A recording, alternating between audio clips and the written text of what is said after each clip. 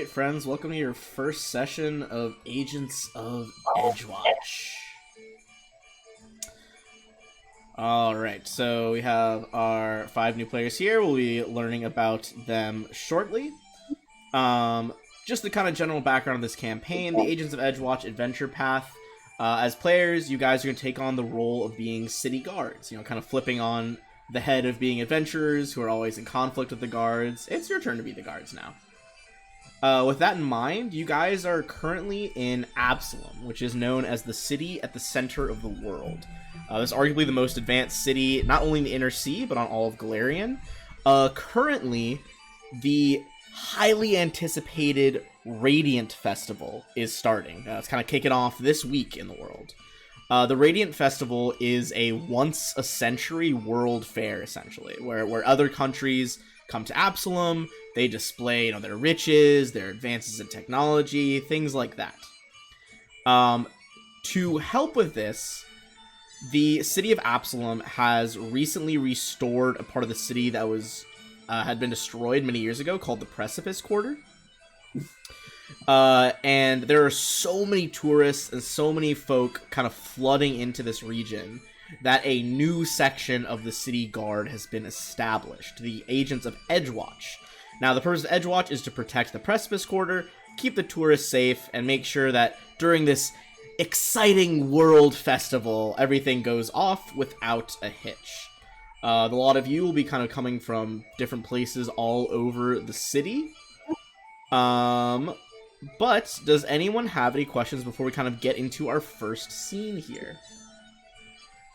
Not me. Nope. Cool. Alright, let's set the scene then. So this adventure begins with all of you inducted in Edgewatch. You all have just been given your new uniforms, your gear, for purposes of actual mechanical benefits of that. It's kind of just assumed that you have most things on you that city guards would need. So everyone probably has a pair of manacles, some rope, likely a baton in addition to your regular gear. And it's kind of just assumed that if you think of something else that I'm forgetting that they might carry, just let me know and I'll tell you whether it's reasonable that you guys would have them. The lot of you have just been placed on a new squad. You haven't really talked much yet, but you have been called into Lieutenant Grosbeck Lavarsis' office. He is kind of a large human man, curly, graying blonde hair, a big, broad belly, and he has this nightstick that's literally gilded in gold hanging from his belt, and a unlit cigar clamped in his teeth, just like the classic, if it was in medieval times, everyday sergeant of a police force movie. So I'm going to show you guys exactly who you are talking to. This is your lieutenant and your commanding officer. As a lot of you file in, we got some humans, some dwarves, some very distinguished-looking Tengu with black feathers, as well as another humanoid with rather bluish skin and a dwarf.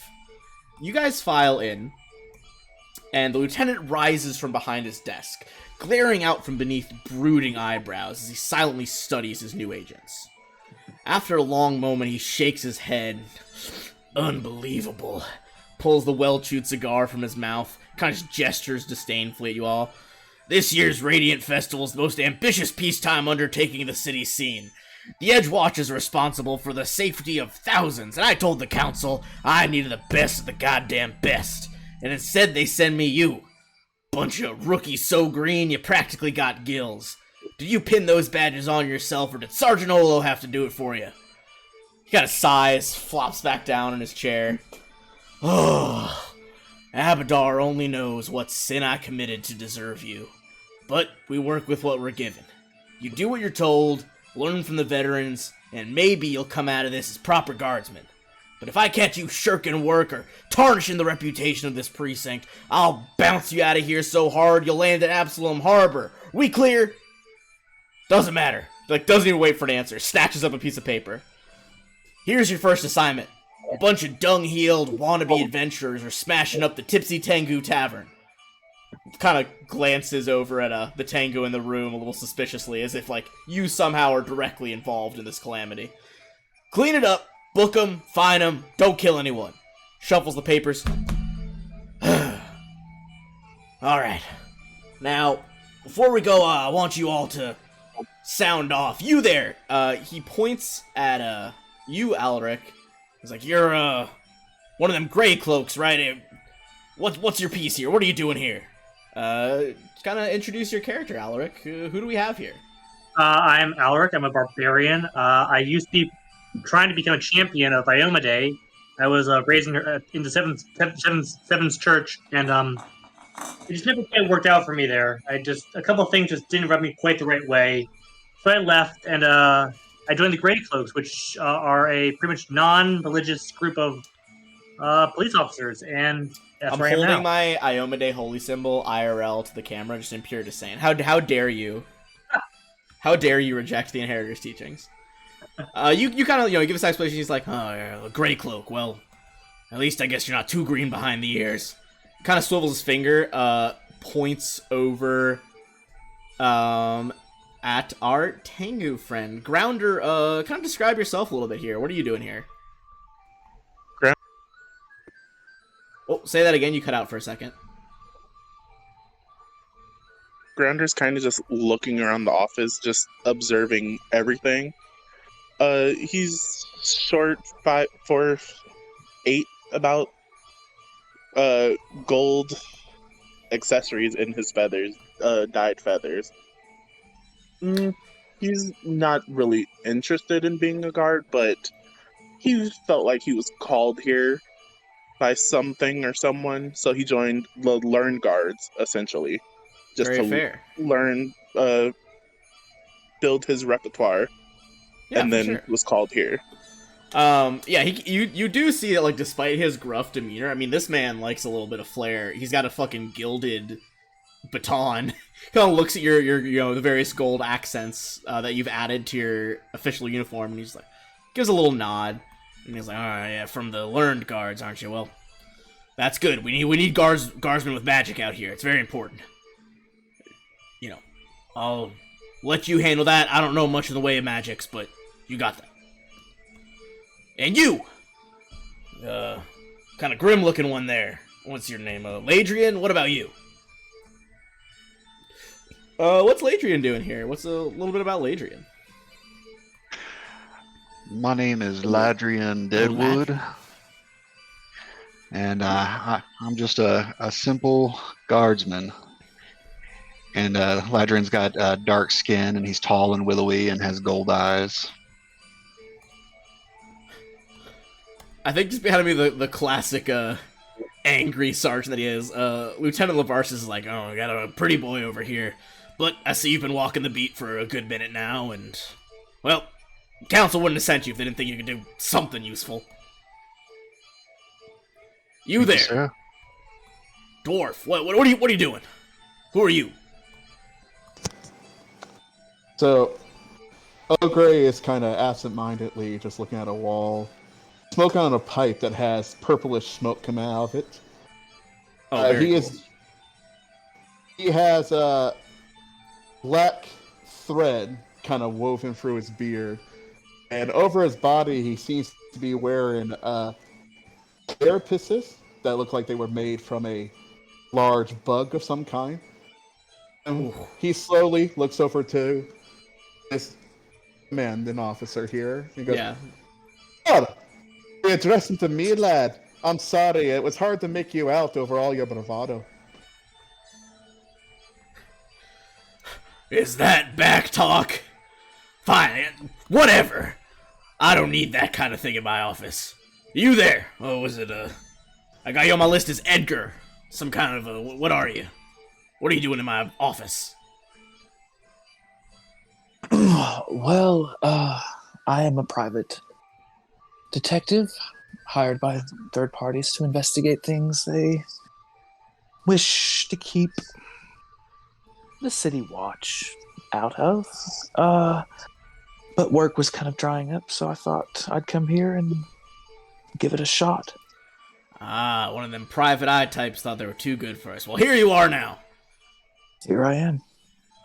Alright, the lot of you dismissed. Get on over to the Tipsy Tengu. Yes, sir.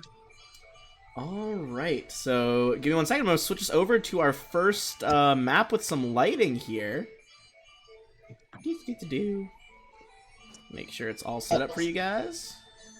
Outside is when the rest of the party will meet the beautiful and friendly Ironblood, which is a mastiff-sized scorpion that seems to be partially made out of stone.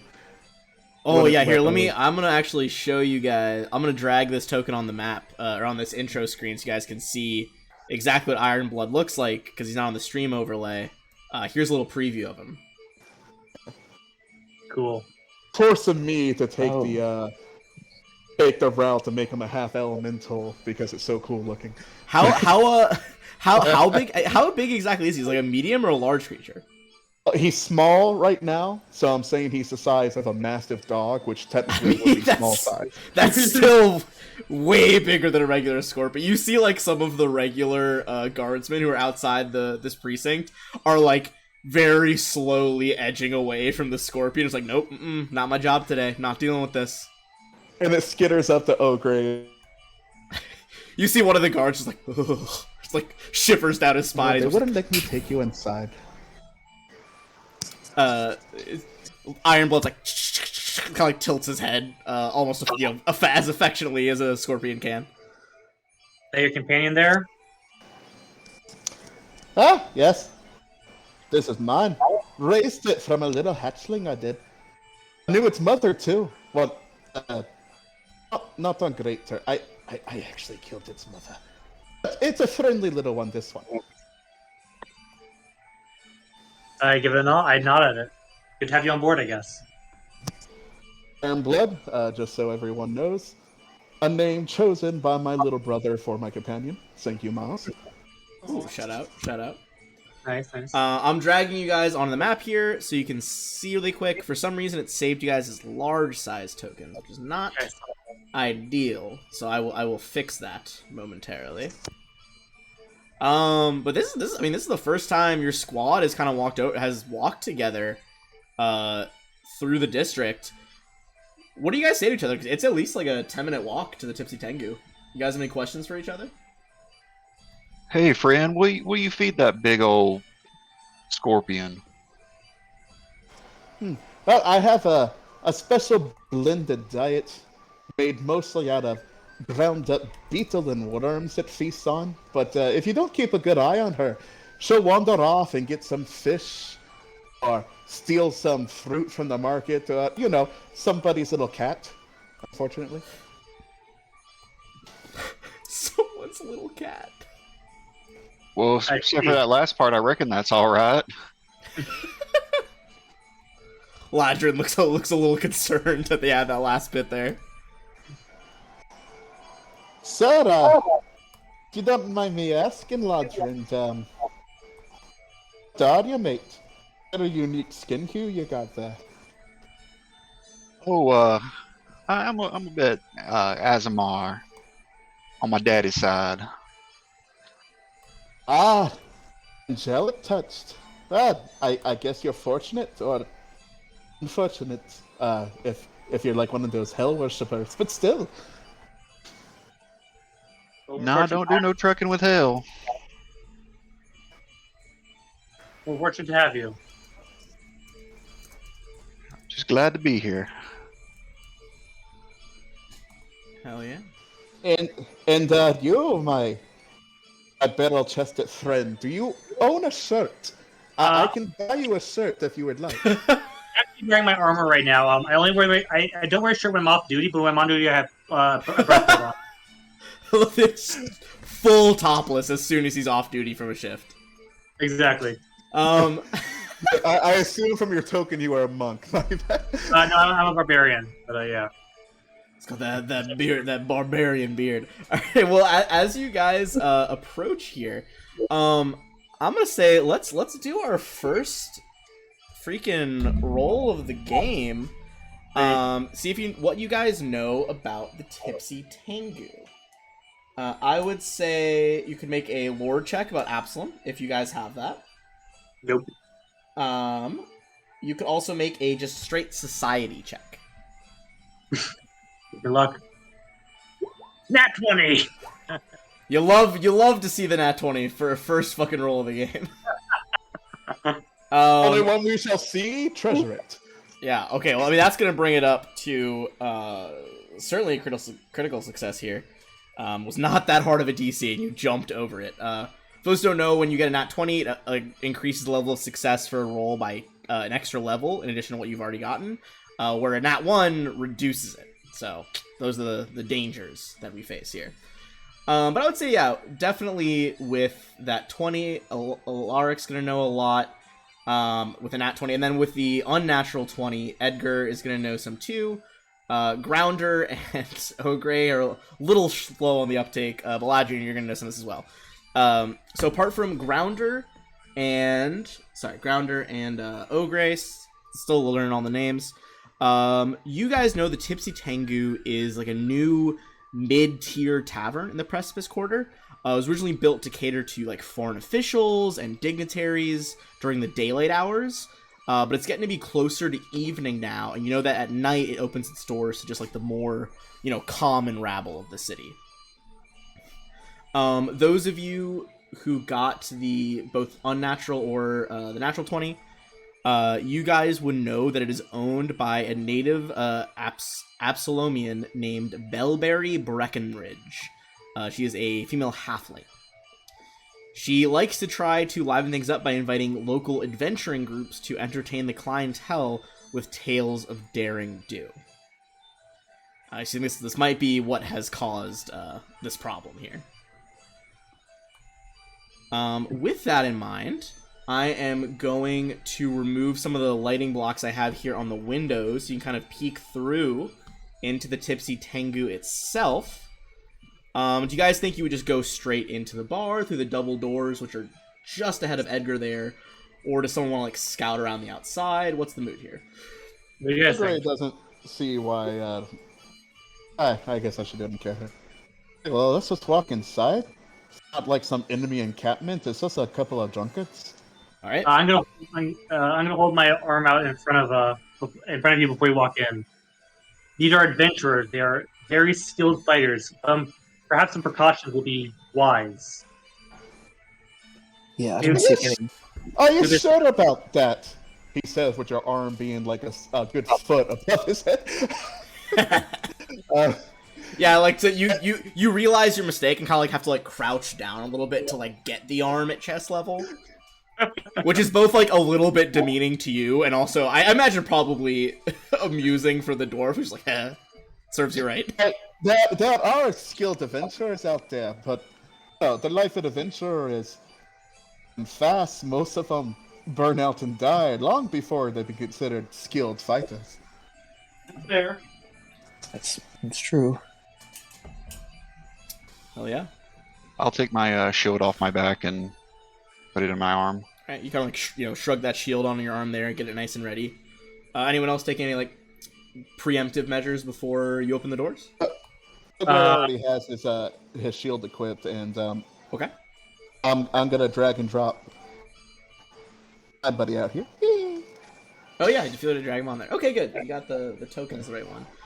Ooh, I didn't fix his health yet, but I can do that momentarily. Let's put it on right I think. Oh, there you go. You got it. All right. I can have my sword strapped to my back. I'm not gonna pull it out yet. All right.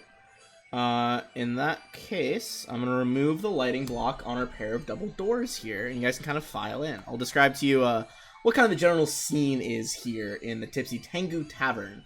We love a bit of alliteration, don't we?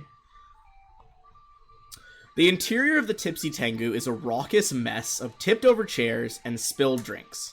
A motley group of drunken adventurers is the clear cause of the chaos, including a dwarven bruiser wearing a horned helmet, a sloppy elf in robes, an armored human worshipper of Caden Kalian, and a leather-clad halfling. As you guys kind of walk in, official Edgewatch badges on your, wherever you decide to put them on your uniform, maybe on your lapel, maybe on the chest, maybe on the armband, whatever you like. You see this very well-dressed man approach you, and I'm gonna kind of walk him over, and I will show you guys his full art here. Just the smarmiest looking dude.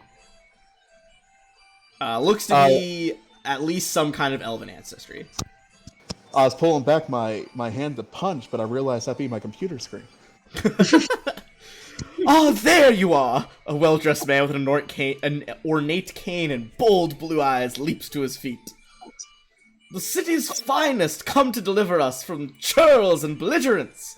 He lowers his voice conspiratorially after, like, the adventurers fully already heard the first half, but now he lowers his voice.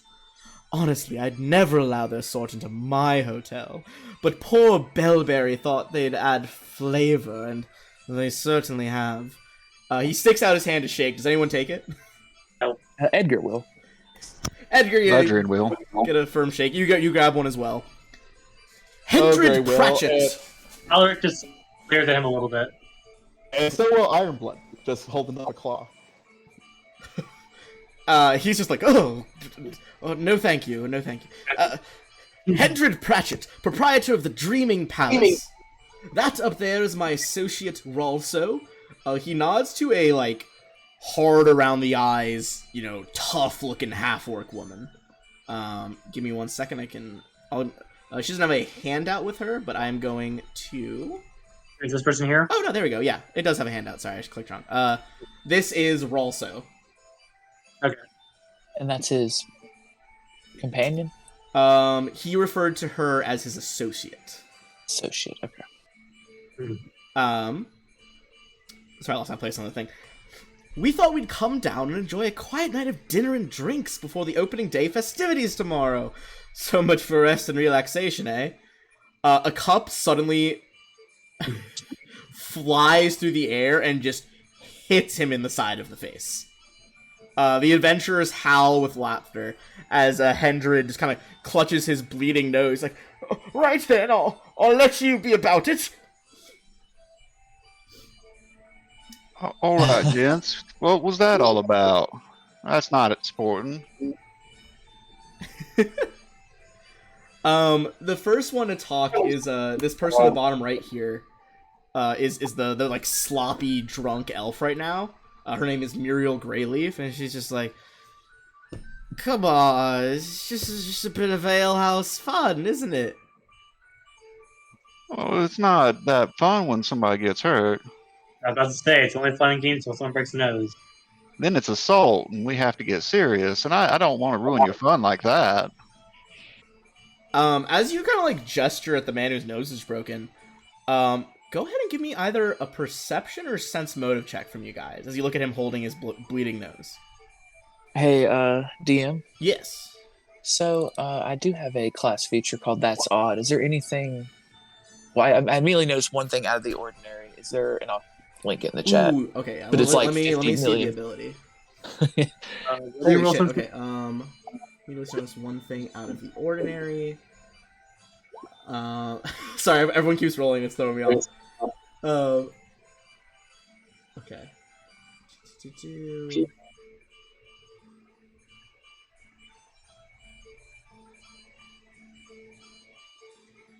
Okay.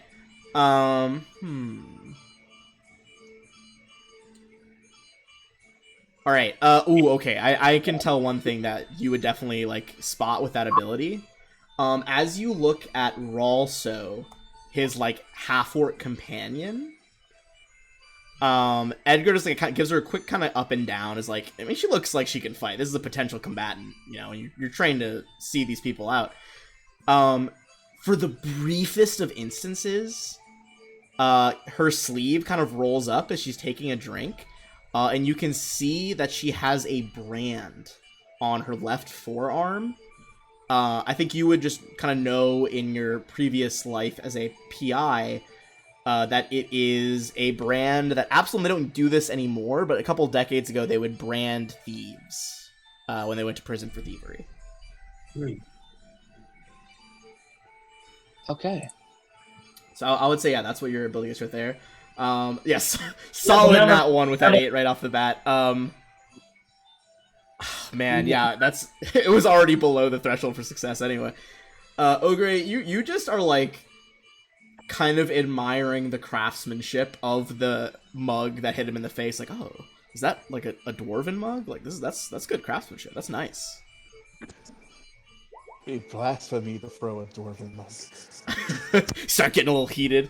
All right, so highest right now is a 15. That is actually not going to do it. All right, with that in mind, we'll kind of cut back away from the nobleman as he stumbles his way back over to the top of the bar, or sorry, to the tables up there. How do you guys respond to this? You said it was like, it's all fun and games if someone breaks their nose, right? Is what you said? That's what I said. Okay. Yeah.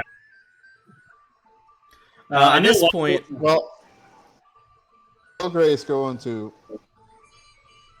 hang back a sec because he's not the greatest at calming people down. In fact, he's going to go over to the nobleman and ask him if he wants to look at his nose because he is a medic. Right. If you wouldn't mind, that'd be quite lovely. He'll try. He'll pull out his tools. Okay. Some gauze for his nose. Let me. Yeah, give me a medicine check there. I'm gonna immediately use my only hero point.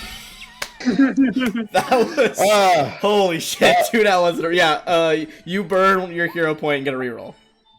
All right. Okay. You successfully staunch the bleeding.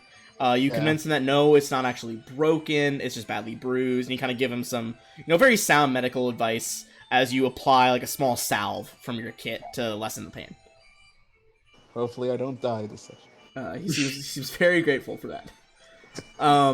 But so as you say that other stuff about all fun games till someone gets hurt, the boy right in front of Ladrian, that's the dwarf, Bolar of Stonemore. He kind of stands up to his full 4'8" combat height. Is that what you think? You could come and have a go if you want. What are you, some kind of pretty boy cop? Well, I like to just think of myself as a cop and a friend. Now, there's no need to get into a tussle. We can handle this civilly. I'm gonna say, as you say that, you guys, except for our dwarven friend who's over by the nobleman, the rest of you guys give me just real easy DC 10 sense motive check on the dwarf. Okay, where's sense motive on here? I don't think that's a 2E no, thing. it's not sense motive. Sorry. Perception is sense motive. Yeah, it got rolled into perception. Sorry, I'm thinking with my 1E brain. Go perception again. Yeah, go for perception check.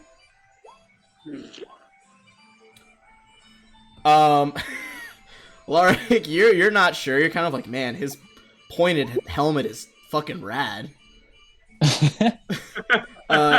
You're like, I should add that to my uniform. Edgar and Ladrin, you guys look at this dwarf. The elf might be completely sauced. This guy's a little bit tipsy. He's also for sure high on like dwarven stimulants. His eyes are like pupils full dilated.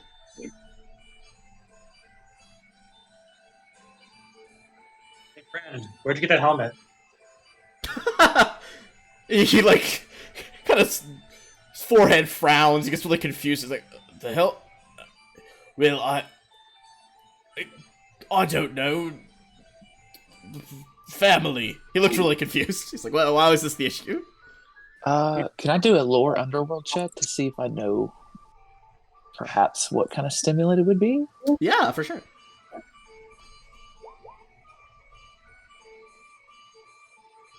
Ooh, 21. Okay. Tis not specifically listed, but effectively, we're gonna call this goblin spice. Essentially, it's like a powerful stimulant that keeps people awake, but also makes them a bit like dodgy, as they're kind of like looking around really fast, almost as if you were someone who, unlike people who are meant to have Adderall, who it kind of like levels out your brain, someone who is not meant to partake of Adderall, where it kind of just like ups your mind, you're looking everywhere, you can't fucking sleep, you're wired. Is the kind of the effect of this goblin spice. You would know it's definitely not like legal. Okay.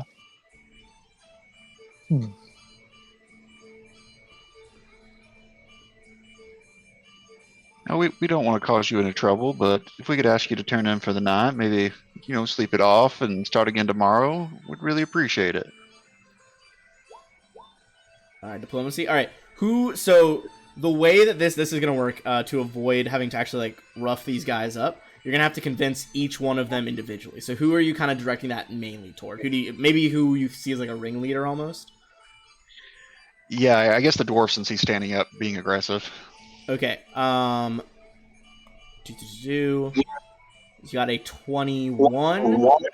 Okay, so that is going to pretty much be a critical success here. Sorry. The dwarf, who was, pretty ready to just like get into a bar fight. Not exactly sure why. He seems to be pissed about something. With a 21, he's like, all right, fair enough. I'll mosey on out of here. Write me a ticket or whatever. I don't think there's much need for that right now. Yeah, we're good, friend. Just go on. Take care of yourself. Your lieutenant did say to find them or book them if you want to try to like lie to the lieutenant later though and say he just like had to leave. That's up to you guys. Well, I mean, he's offered to take the ticket. He's just give the ticket.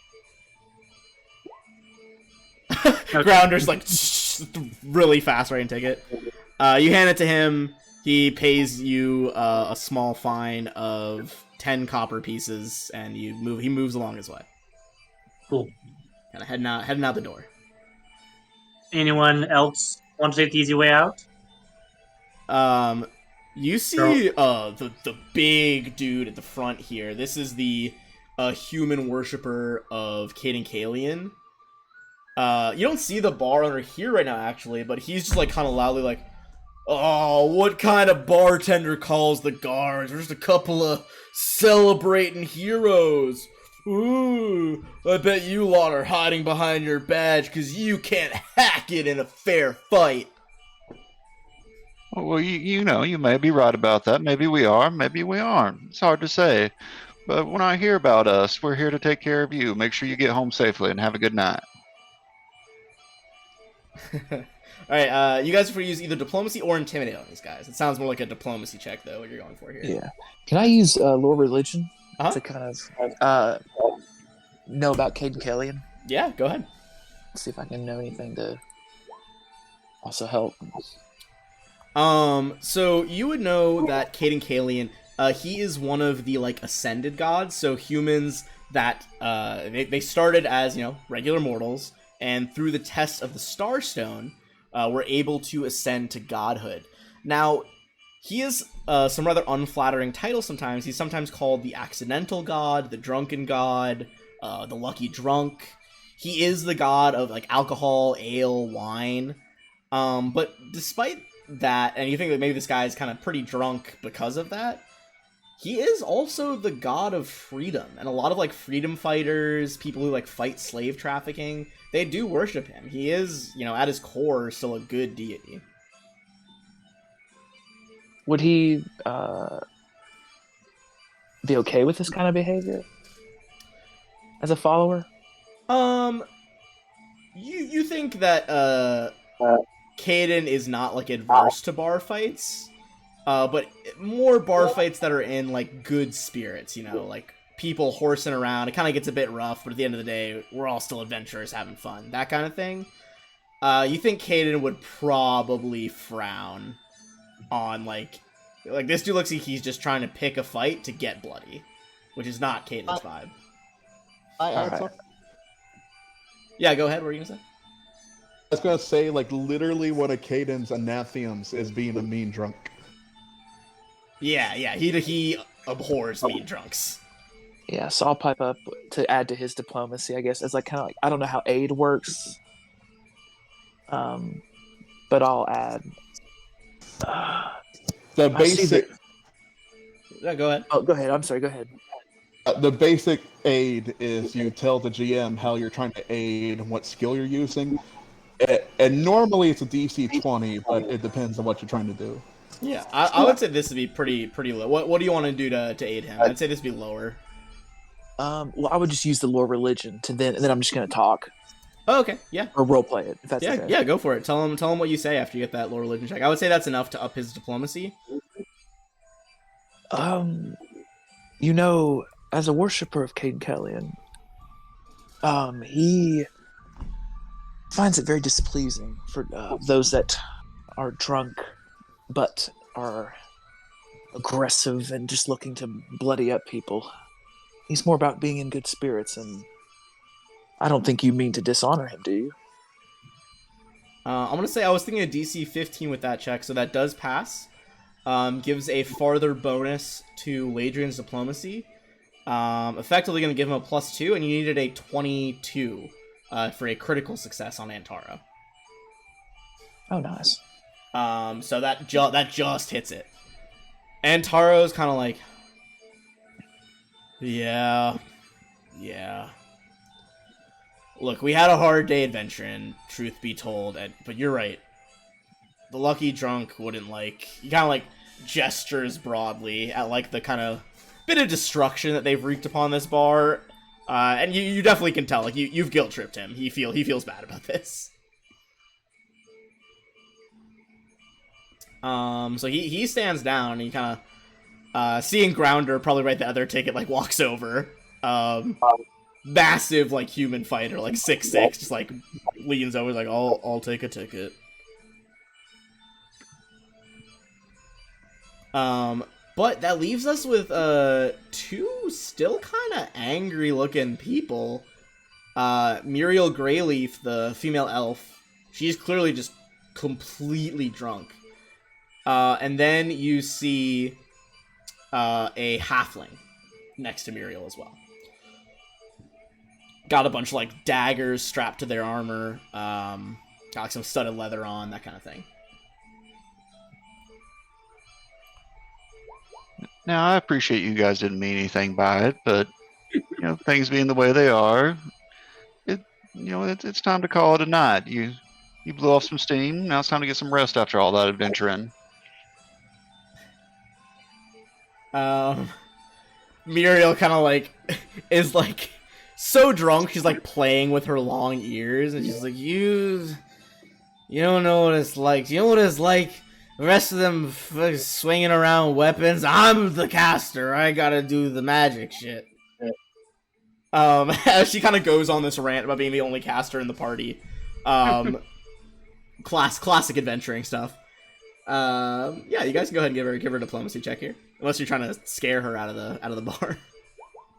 Oh, I was gonna say before they do that. Yeah, go ahead. Before they do that, with her being the caster, Grounder will walk over to her and cast heal.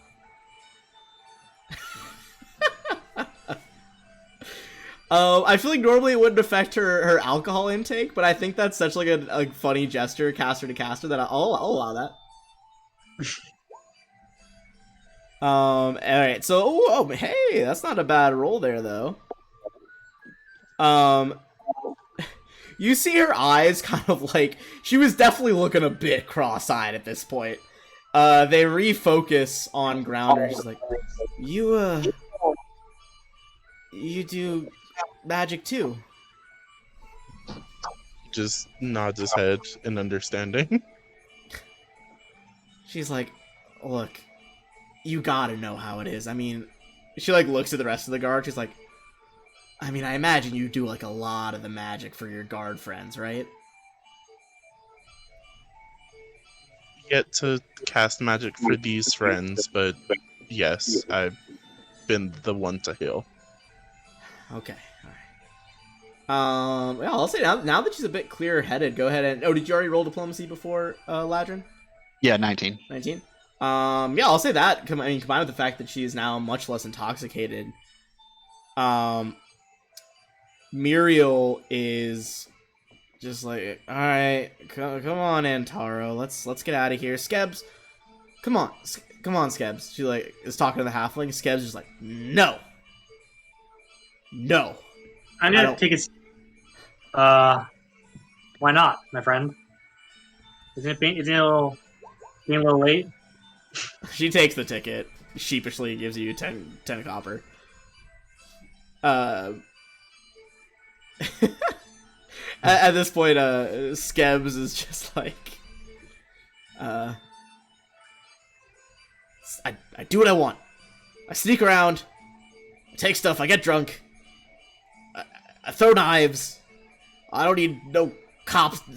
No, what are you? What, he like looks at the badge. Sorry, they look at the badge really closely. Edgewatch? What even is that? We're new, but the important thing is that no one gets hurt. And I think it's time. Is there any? Anyway, I'm thinking. I have a question for. Is there any like dartboards around here? Yeah, I'd say there's a dartboard, kind of like we'll say like this little alleyway over here, like that little hallway is like dartboard area for the bar patrons. Okay. You think you're good at throwing knives, right? How about you and I play a quick game of knife throwing at that dartboard over there, and then we call it a night? I'm pretty good. Okay. Well, you see them like stand up, just like hold a dagger in each hand. Let's do it. Okay. You first, my friend. All right. Skebs, and they are non-binary, so they walk over here. Throw a knife. I am actually going to, because Skebs is drunk, they are going to roll this knife throw as their second attack, not their first. There's going to be a penalty. Especially there's going to be a straight, like, who rolls better. Yeah, that's fair. 13. Not incredible.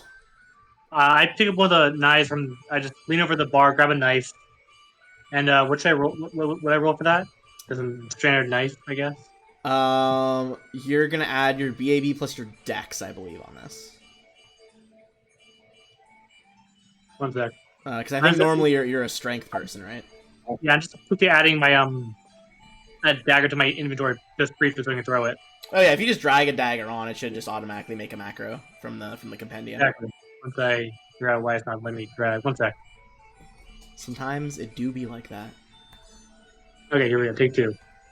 Okay. Maybe my energy is now gone.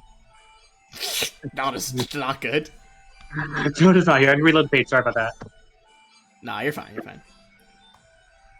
Gives me a second to grab a handout real quick. Okay.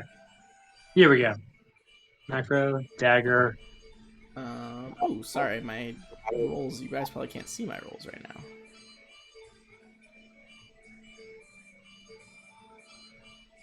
Okay. One sec.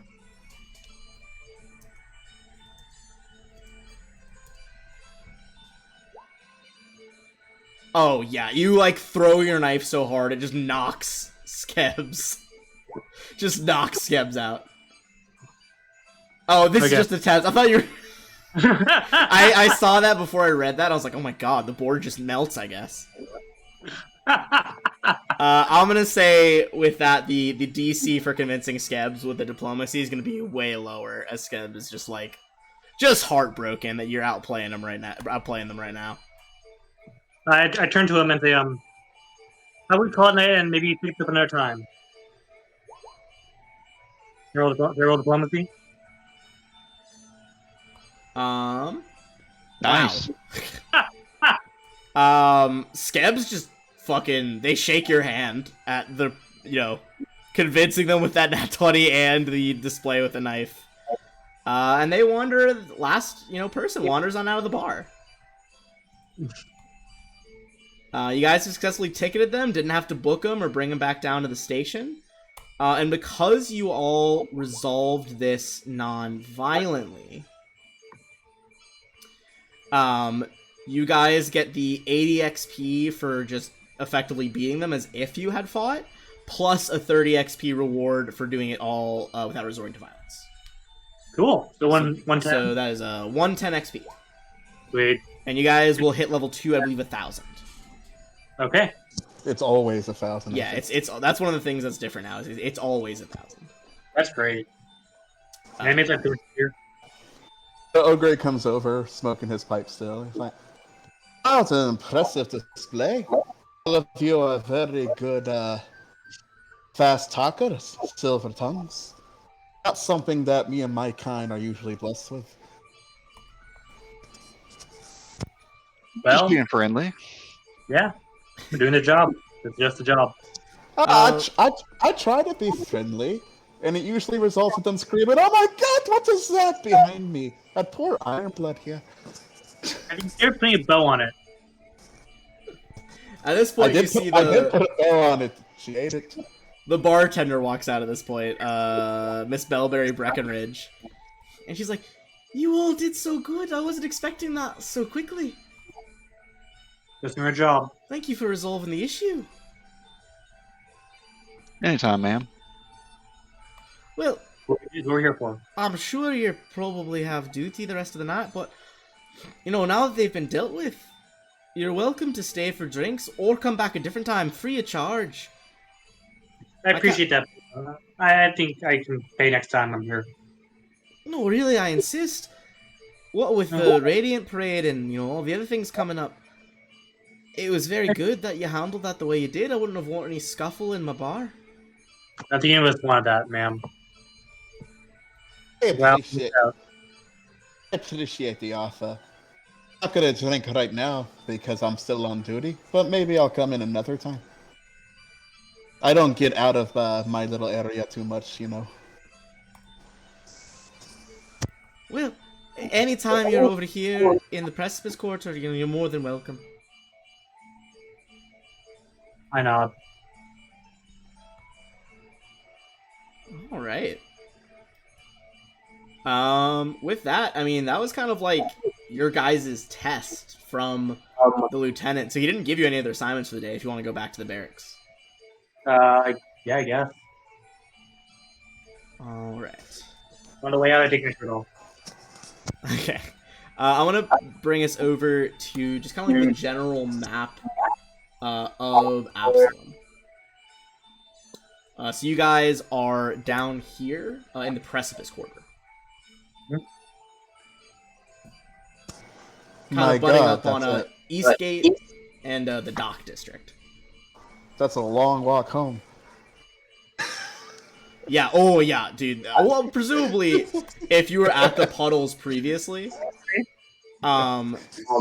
since you're over there, they probably offered you room and board here. You can go back if you want, but up to you. Right.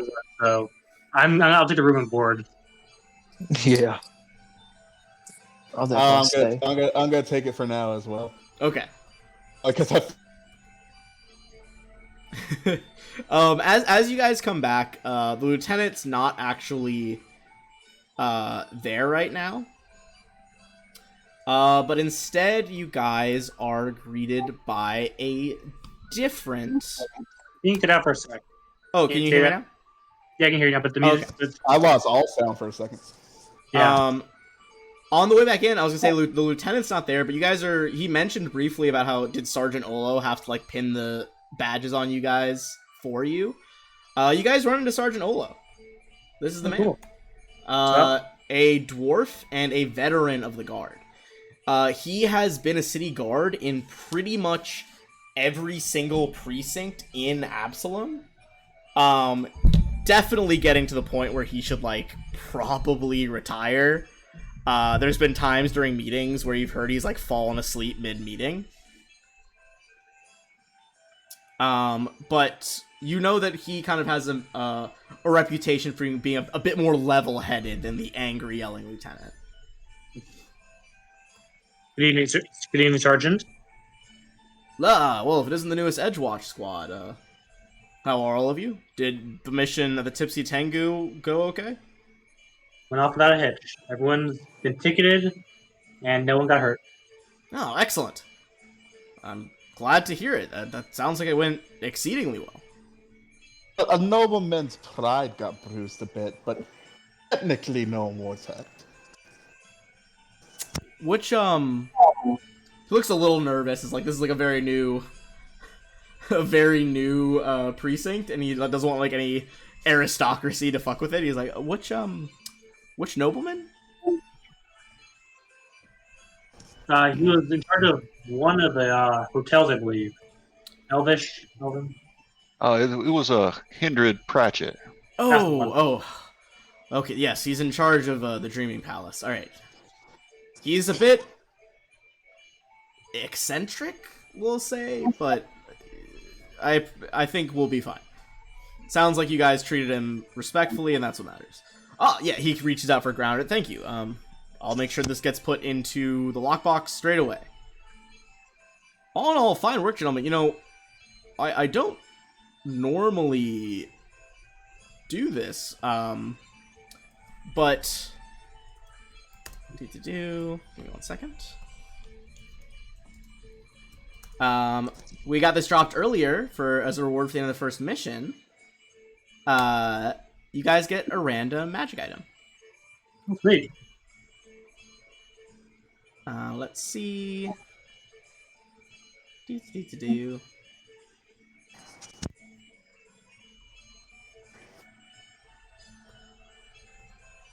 We'll use our treasure generator.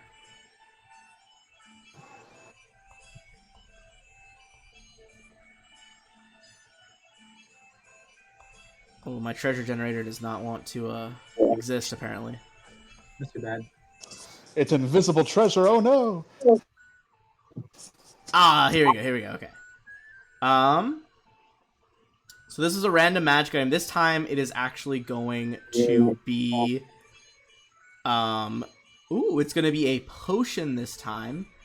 Nice. He's like, look, sometimes, you know, not always, but sometimes stealth is of the utmost importance in these missions. I had a few of these left over from the time when I was more in the field. I've been holding on to this one for, rainy day, but I thought maybe your squad could use it. He pulls out from his belt a smaller pouch. He gives you guys a potion of invisibility. Ooh, nice. Ooh, stealth is the worst. Yeah, stealth is rough. And he's like, hey. He kind of pats you guys in the back. He's like, you get some rest. You guys can check out the mission board in the morning. See what the deal is. You say who stealth is the worst? Yeah, because who needed the most? Oh, mine is untrained at 2. But Ironblood actually is very good at stealth. And Bush Predator. Horrifying. I don't like any of that. Yeah. I'm trained in at 4. If there was ever a creature I don't want ambushing me, it's Ironblood, the Earth Scorpion. I'm a 0, and I forgot to mention I have a halo that's glowing. I should have probably mentioned that earlier. Yeah, I think the lieutenant would definitely have made comment on that. I would have had a great joke too. I was like, I can't see of your self-righteousness. It's so bright. Wow, that's honestly incredible. And Okay. so the enemies can see me from afar and quiver, brothers. I just glance over and I roll my eyes maybe a little bit, but not too much. But question: do we have a party loot, or are we choosing one of us to take the potion? I can it depends on how you guys want to handle it. You want to just like put it in one person's inventory. I could add a handout for you guys to write stuff down if that would make it easier. A question regarding our Asmir friends here. Since the halo is technically part of his being, if he drinks the invisibility potion, doesn't it also turn invisible? I would say, unless it explicitly says that it doesn't turn invisible, then yeah, I think he would go invisible. Just give it to him then. Okay. The power of magic. I added a party loot sheet if you guys want to use that. It's in the handouts. Cool. Alright, do you guys do anything before you just kind of head off to bed? Get ready for the next morning? I did some push-ups and some sit-ups before going to bed, just a little bit of workout. Oh yeah, I think you guys definitely maybe not. You guys are honestly probably all in one large bunk area with a bunch of different city guards. Yeah. Yeah, I guess the only thing. Sorry, you go ahead, friend. I just find a wall where there's not much people. Maybe I'll put a bunch of things on the wall or something. Okay. Fair. Some of you might spot Ogre playing fetch with Ironblood before he heads off. He throws it off into the darkness. Ironblood has dark vision as well. And it's a little ball, and after 3 throws, instead of a ball, Ironblood comes back with what looks like a collar to a dog, and Ogre kind of raises an eyebrow. One of the other recruits in the barracks here is like, "Is that a dog collar? How did he?" It's amazing what people just throw away, you know.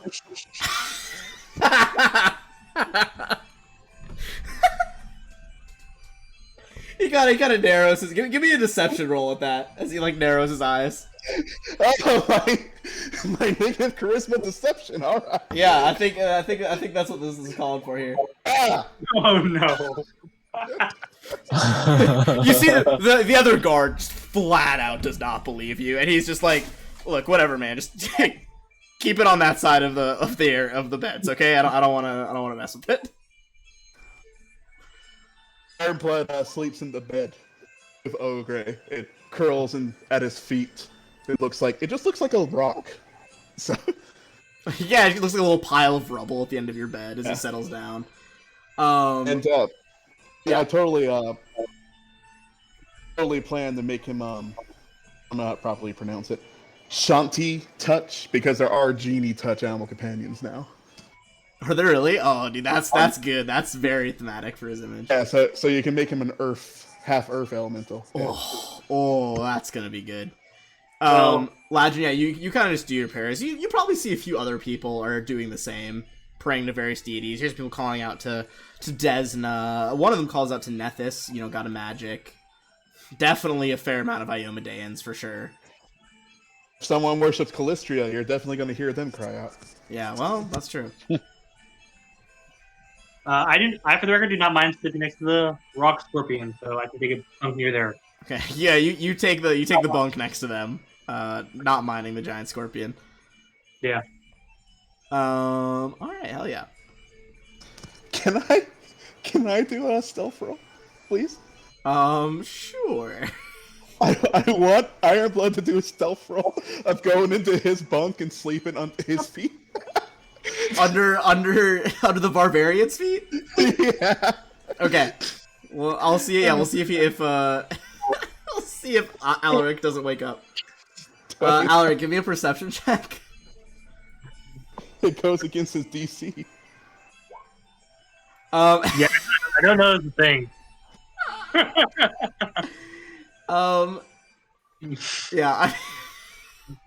Yeah, I think you wake up the next morning, Alaric, and you're like, why is there just a bunch of rocks at the end of my bed? And then you just feel like as like wiggles its stinger around. Oh, hello there. What are you doing in my bed? It swings its claws happily, and it comes up like expecting to be pet. Okay, pet it. It spins around on its 8 legs. Oh god. I'm pretty sure scorpions also don't have eyelids, so it's you open your eyes and it's just like, unblinking stare straight at you. It also has 8 eyes. Oh yeah, it has 8 eyes that all don't blink. It's awful. It's awful. I try to just have a staring contest with it and fail miserably. Yeah, that fits. That fits with the barbarian. I can see that. You and my friend got me. Apart from that, you guys sleep with no problems here. Cool. If anyone ever played First Edition, oh yeah, tons of First Edition. One of the options for full-blooded orcs to not have light sensitivity. Yes! I know. They stared at the sun, refusing to lose to it. That's the best alternate racial trait in all of 1E. It's just like, basically, they just stare at the sun so much that they kind of blind themselves so the sun doesn't hurt them anymore.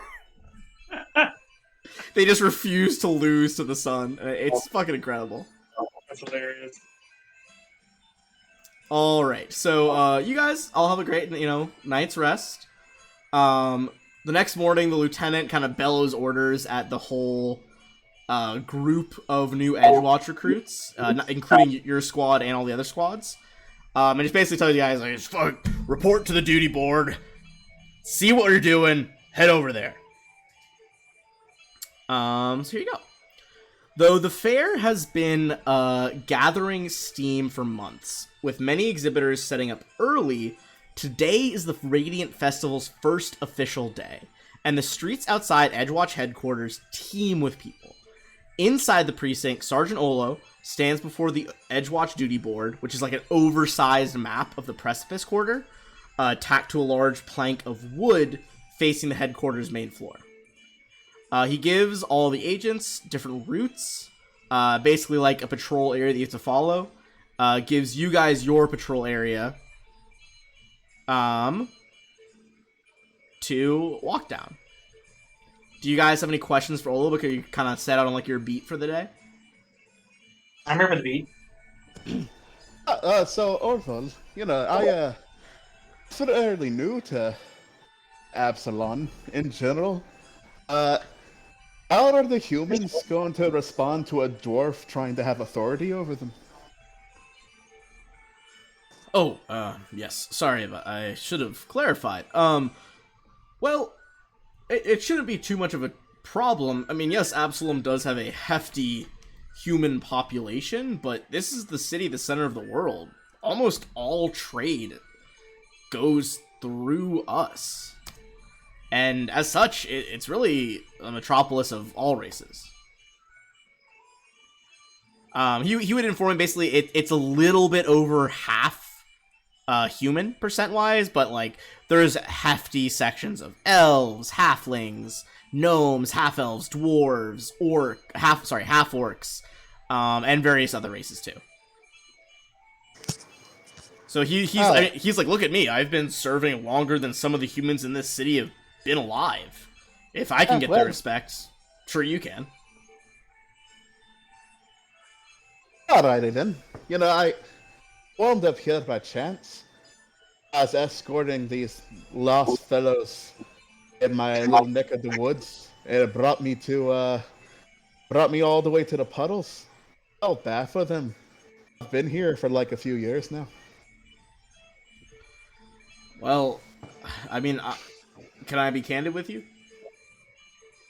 Yes? I took a look at your file, and I was impressed with the work you did on the Mudruckers. The Puddles is no easy place for any type of guardsman to work. It's underfunded. It's, it's really one of the worst places in the city. It's a slum. I probably do better than most people did, as my kind lived off the land for probably longer than humans learned how to walk. He kind of chuckles at that, and he's like, yeah, well, all the same, I'm very impressed. Hi, thank you. All right, hope you and your... I have a question. Yeah, go ahead, what's your question? So when did, I've never been a police officer until now, so I don't much know off the top of my head, but when did you guys stop branding thieves? Or is that a practice that's still common? Olo kind of frowns, he's like, I mean, recent enough that I've been alive during it, but I haven't seen a thief branded after a trial in 20-odd years. Okay, just curious. In my opinion, I'm glad we stopped. It was a bit of a harsh practice, I mean, if someone real young, a light, maybe like a teenager gets branded, that's rough. I mean, what if they reform and aren't a thief anymore? They just have to wear that brand for the rest of their life? I no doubt agree that it is a bit barbaric, but it should never be too late for one to change their path. Exactly. Well said. You're here. Well, I hope you all, if that is all, I hope you enjoy your first, patrol. Get out there and do some good. All right. My friend, you are glowing. I mean that in quite the literal sense. How do you ever go to sleep? Oh, I'm just used to it. I can I can turn it off if I try real hard. I'm not gonna try because I assume that's very offensive. But like, what does it feel like? Is it made out of light? Yeah, it's just light. Ah, interesting. As you guys kind of talk about his halo, making your way towards, kind of the middle of the precipice quarter, I'm gonna bring you guys to a new map here. You see there's like tents, lots of like festival food stalls around, things like that. With that in mind, as you guys are kind of, walking your beat, go ahead and give me a perception check. Would you like one from Ironblood or just Ogre? Ironblood could do as well. All right. Oh, Hey, not that he needs it. just for the heck of it, though. Good lord. Guys are some smashing checks today. Yeah, when the wisdom character gets in that 20. anyone over 15. I'm Here's just in my head thinking. here's an argument in kind of like broken common. Grimfall, what our dwarven friend hears, you quickly determine that this is two goblins arguing. You can tell they're kind of like going in and out of their native tongue. And you'll be able to hone in on, if you guys want to just drop yourself kind of in the middle of the festival area, you guys will hone in on where exactly these goblins are standing. He doesn't know Goblin. I'm sure as just being a dwarf, he recognizes Tom, but he doesn't know it. He does know Terran. Hey, fair enough. I speak Goblin. That matters. You do speak Goblin? Okay, it will matter as you are kind of approaching here. Alright, so it's coming from... I'm going to drag them on right here, and then show you guys the art, because I think the art is fucking hilarious. But first I'll put just their tokens on. You can tell the argument is coming from down here, from two stalls relatively near each other. And things are getting heated. Here is the handout for this part of the book one. I think it's just fucking incredible. Alright, so I'll describe to you what exactly you're looking at here. Smoke and profanities rise up from a cluster of food stalls in this section of town. The commotion centers on two particularly decrepit booths positioned across from each other. Each is little more than a pile of haphazardly nailed boards, their peripheries scorched and smoldering.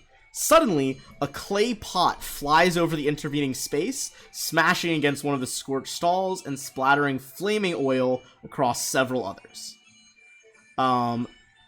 There is two stalls.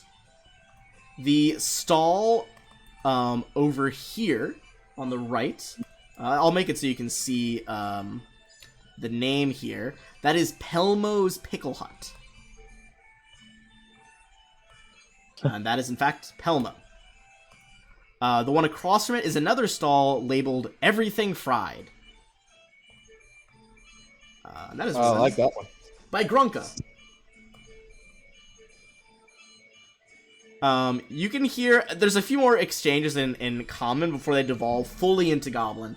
So Edgar, you would hear them as they're just like yelling at each other. Grunka's like, "You stupid idiot! You think that you can take credit for my ideas? Your ideas? I sell fried pickles. It's Pelmo's Pickles. It's right there on the side. Yeah, well, I'm Everything Fried. I can fry pickles if I want. That's bullshit and you know it. I fry the pickles around here, Grunka."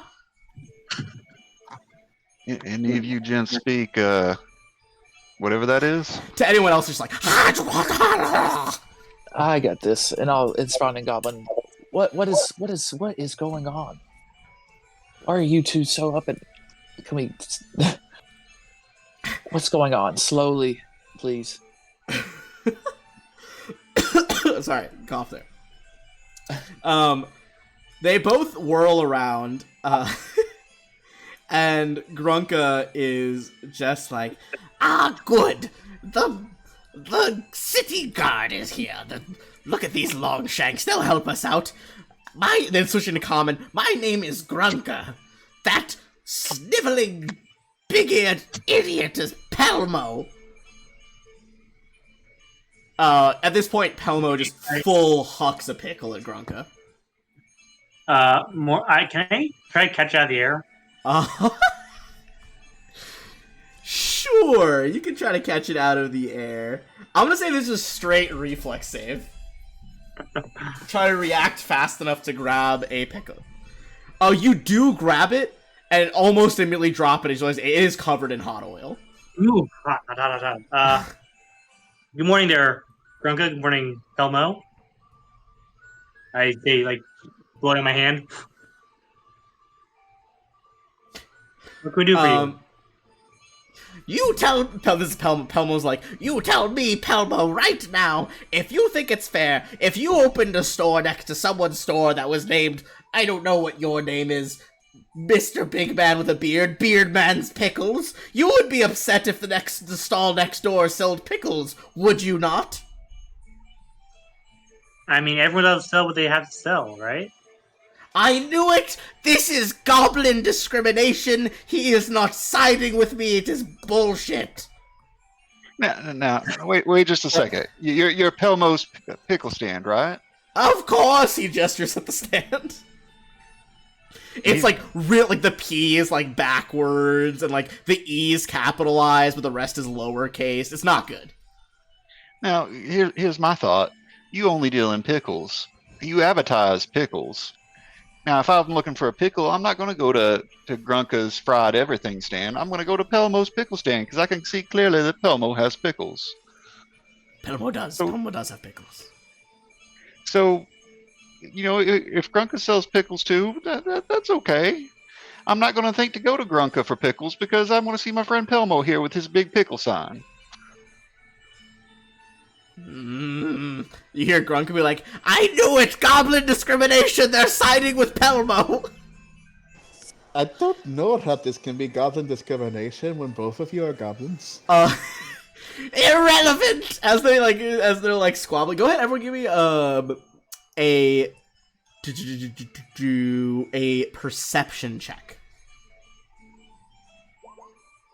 God, y'all are rolling in with these nat 20s tonight.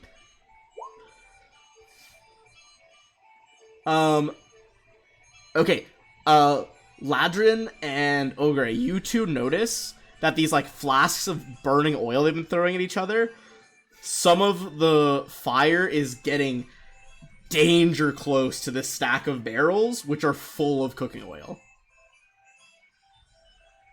How big is the barrel? Oh, sizable, like, as big as the goblins. Alright, You tried to get that. If you see it's gonna be, unless you have water, a spell or something, it's gonna be a survival check to try to smother a flame if you try to put it out. I do have water spell. I'm not sure if this calls for a hydraulic push though. I feel like you would, I mean, hydraulic push, I feel like you would know that would likely cause some maybe collateral damage to these stands. Yeah. My idea was I was just going to have Ironblood pick the barrel up and move it away while Ogre puts out the small fires. Okay. Okay. I'm gonna need, it's the scorpion. How does the scorpion carry it? I need you to describe to me, how would the scorpion carry a barrel? Alright. He places one claw on the top. Yeah.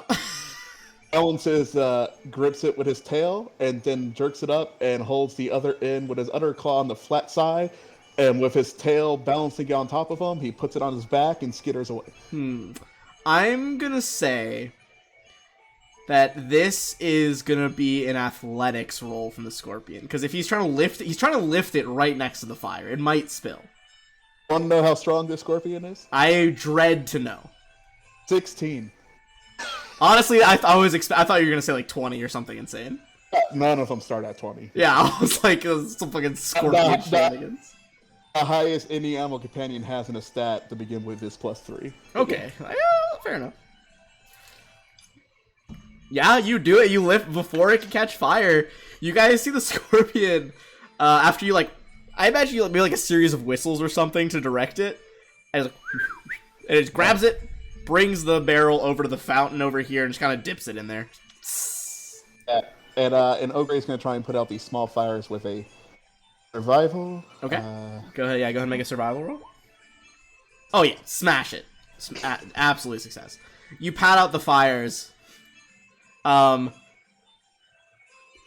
haven't stopped arguing this whole time. But I'm gonna say with that survival check, you know that if you hadn't stopped this while they were arguing, that barrel would have fully blown up for like 3d6 plus 10 to everything in a 20-foot radius. What? Yeah. Oh yeah, it was bad. It was really bad. I think that depending on the sixes, that can KO probably all of us, maybe except for the barbarian. Yeah, and like, It could be right for me. keep that in mind, because all the goblins have to say about Grunka's like, and now the gods take Grunka's oil for frying. I tell you, this is prejudice. Now listen here, you two are going to burn down both your shops, and neither one of you are going to have anything at this rate if you don't calm down and work together. Now, Pelmo, you sell pickles, and that's fine. If Grunka wants to sell pickles too, that's also fine.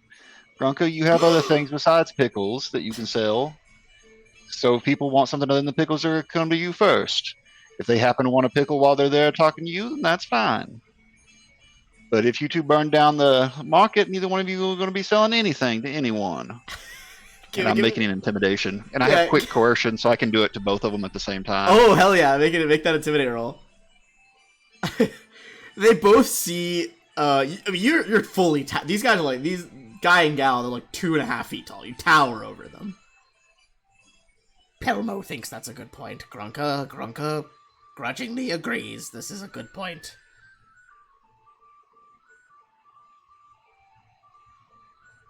But now, we got a big market day. People are going to be wanting food. You guys got to get your shops ready. fine. That's fair.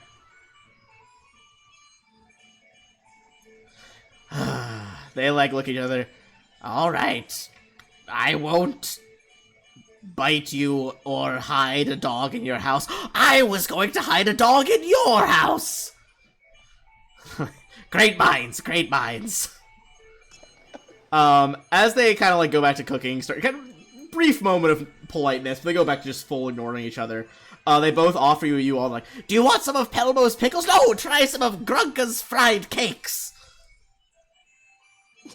Scorpion charges over to the Yes and yes and yes. Over. Yes and yes. Okay. We'll pickle and a cake. You take a pickle. You take a pickle and a cake. Yeah. Okay. Everyone who tries something, give me a fortitude save. Alaric, give me 2 fortitude saves. 'Cause you try both. I also tried both. So, question I have. Yeah, go ahead. Since it's Iron Blood that's eating it, is he affected by the nastiness? Oh, that's a good question. I'll roll it anyways. How that? See, the question here is like, how strong is a rock scorpion stomach versus just how utterly foul is goblin cooking? At a 7, I guess it's much stronger than a rock scorpion stomach. Oh, it's foul. I think basically Ladrian and Ironblood are each gonna take 1 point of damage as you bite into it, and it just immediately like start vomiting up your breakfast. This is atrocious. It's not good at all. I would like to use a reaction to shield block. You hold up the shield. Do you use your shield to knock the food out of your own hand? No, I wish. You're like, I can't get it on my new uniform. Hold the shield like directly under your chin and just like vomit onto the shield. So, Iron Blood's eyes kind of turn into a almost emerald-looking green as it's staring up at Grunka, and Ogre just smacks its rocky hide like, no! And it calms down. You hear I rolled pretty Pelmo well. go, "Good work, Grunko! When they throw up, that means it's working!" I rolled pretty well on this. What did you get for your 2? 24 and 20. 20. Alric's fully just like, I've eaten worse. It's honestly Yeah. fine. I give them a thumbs up. Keep up the good work, guys. I think, Ladry, I think you like look on Alric like just in disbelief. Like, how did he possibly think that foulness was okay? I shrug. I've had worse. I got some respect for your friend. So, All right. excuse me. Respect. Okay, so let's see. Since again you guys resolved it more peacefully, no combat or any explosions involved, everyone's gonna get 50 XP. Ooh, nice. Before we get to kind of the next stop on your patrol route, that's a great time to stop for a quick bathroom break here. And ooh, one sec.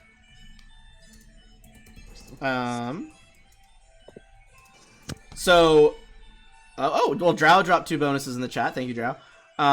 So you guys got 1. This is kind of a thing to spend as a party. You guys get what's known as the Lucky Drunk's Blessing, in honor of Cade and Kalian. When you guys think the time is right, you can add a +2 from +2 on any D20 roll. Cool. As the Lucky Drunk kind of gives you I don't something to have do. it pulled up because I was imagining that on your screen it's the GM view. So For what? Oh, this is just on the stream itself. that's what I was talking about. I didn't have it pulled up because. Oh, yeah, no worries.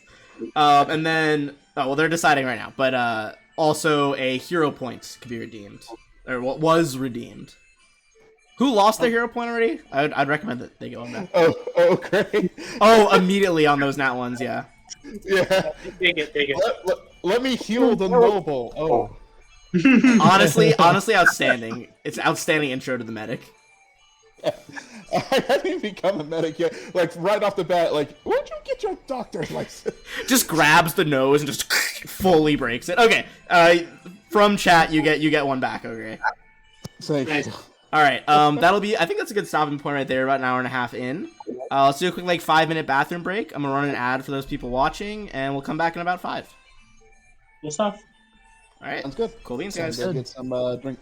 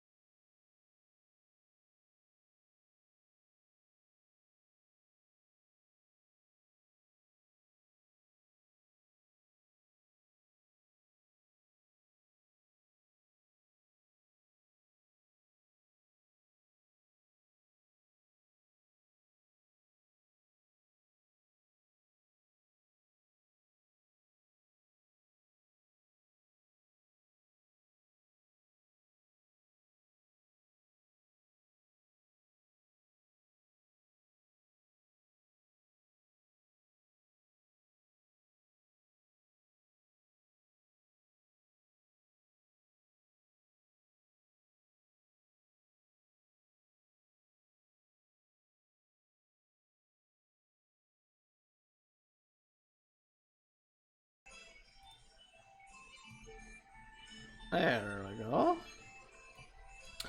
All right. So, you guys kind of continuing on your beat, patrolling the fairgrounds. This next one doesn't necessarily need a map, but go ahead and... Actually, I'm going to read this to you guys first. So, you guys are going to, from here, go past by one of the fair's most impressive exhibits. This is the Walking Castle of Kellish. And, as you do that, you witness a robbery in broad daylight. A crowd of fairgoers stands watching in awe as, just beyond a line of guard ropes, a stone castle, complete with battlements and domed towers, marches along a wide elliptical stone track. Dozens of thick mechanical legs support its bulk, and nobles in fine dresses and coats wave from atop its walls. Suddenly, a commotion erupts from the crowd. A woman races out holding a dagger in a belt pouch. Behind her, a bright red-faced man points and yells, "Thief! Stop her!" Alright. So this is going to devolve into your guys' first chase. Chases will get kind of more complicated as we go along. But for this one, you guys are going to have to make checks to block her from escaping, blocking the pickpocket. You are able to make either an acrobatics or an athletics check. Everyone can attempt it once. If you guys fail, she gets farther away.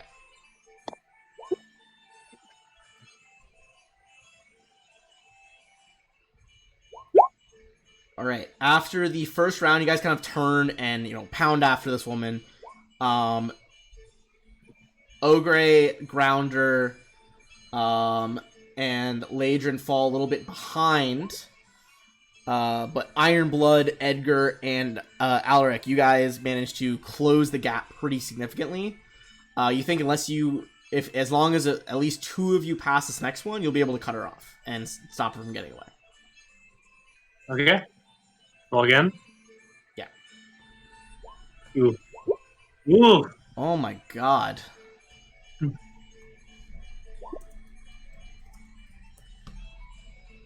I rolled really well because I have only a +1 bonus. I have a +7 bonus. Narrow shit. The rest of you guys kind of are essentially helping and assisting. You put oh, she's going that way, watch out for the box, swerve around those pedestrians. Later you take in all this information at once, go for a flying tackle as she looks over and gets momentarily blinded by your halo, and you bring the thief crashing to the ground. Go over and handcuff her. You are under arrest, young lady. Ow.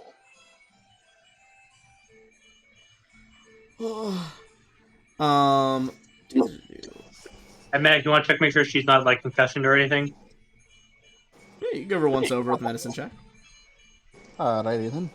As Ogre in his 20-foot speed slowly catches up. Thump, thump, thump, thump, thump. The Scorpion is much faster than me. Oh, the Scorpion shoots ahead of him. 19. You do brief check over, how many fingers am I holding up? Determine that she is not concussed, only her pride is wounded. Some of you guys, actually you guys, no check needed, you recognize who this is. She's on one of the local bounty boards. This is Larigold Rel. She is a pick-up pocket and a stick-up artist. Has made a living getting away with thieveries for a good couple of years now, but with all these tourists, things have been so easy, she looks like she got a little sloppy, because you guys have gotten her now. Well, let's take her back to the precinct.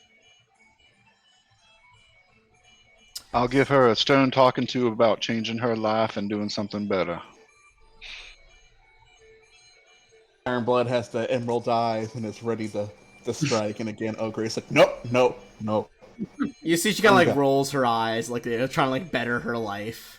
That's fair with that check. Yeah, she kind of just goes quiet. You guys do find the man whose belt pouch she just cut off and can give it back to him. She also has 22 GP worth of like stolen coins. There's no really way of knowing who they would belong to.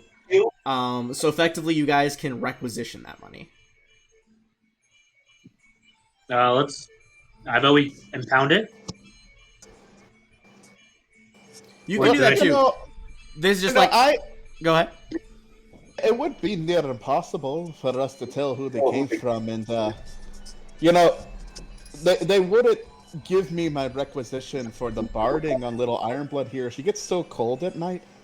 It's very expensive. And you guys would know that this isn't like Is that why you're she- not being bad guards if you do this. This is like a pretty standard practice. I do want to say, is that why she curled up under my feet last night? Oh no, she does that when she tries to get along with people. She's very friendly. Fair enough. And he's not bullcrapping either, because Barden starts off at 10 gold. I was about to say, yeah, barding's like pretty pricey, right? Yeah, but like, yeah, you guys would know, like, you know, orientation training of this. That's like pretty standard for different squads to requisition that money if there's no way for it to get returned or anything like that. Okay. The idea is it helps keep, like, you know, the squad up to par and able to stop crime. Fair enough. Okay. So do we divvy it up amongst ourselves, I guess? Yeah, I mean, up to you guys. Say you want to do. You want to divide it. You want to keep it in like a pool. Ogre would happily take 10 if nobody's going to oppose him. I'll take some, I guess. If we're just divvied up, I vote we divvy up evenly.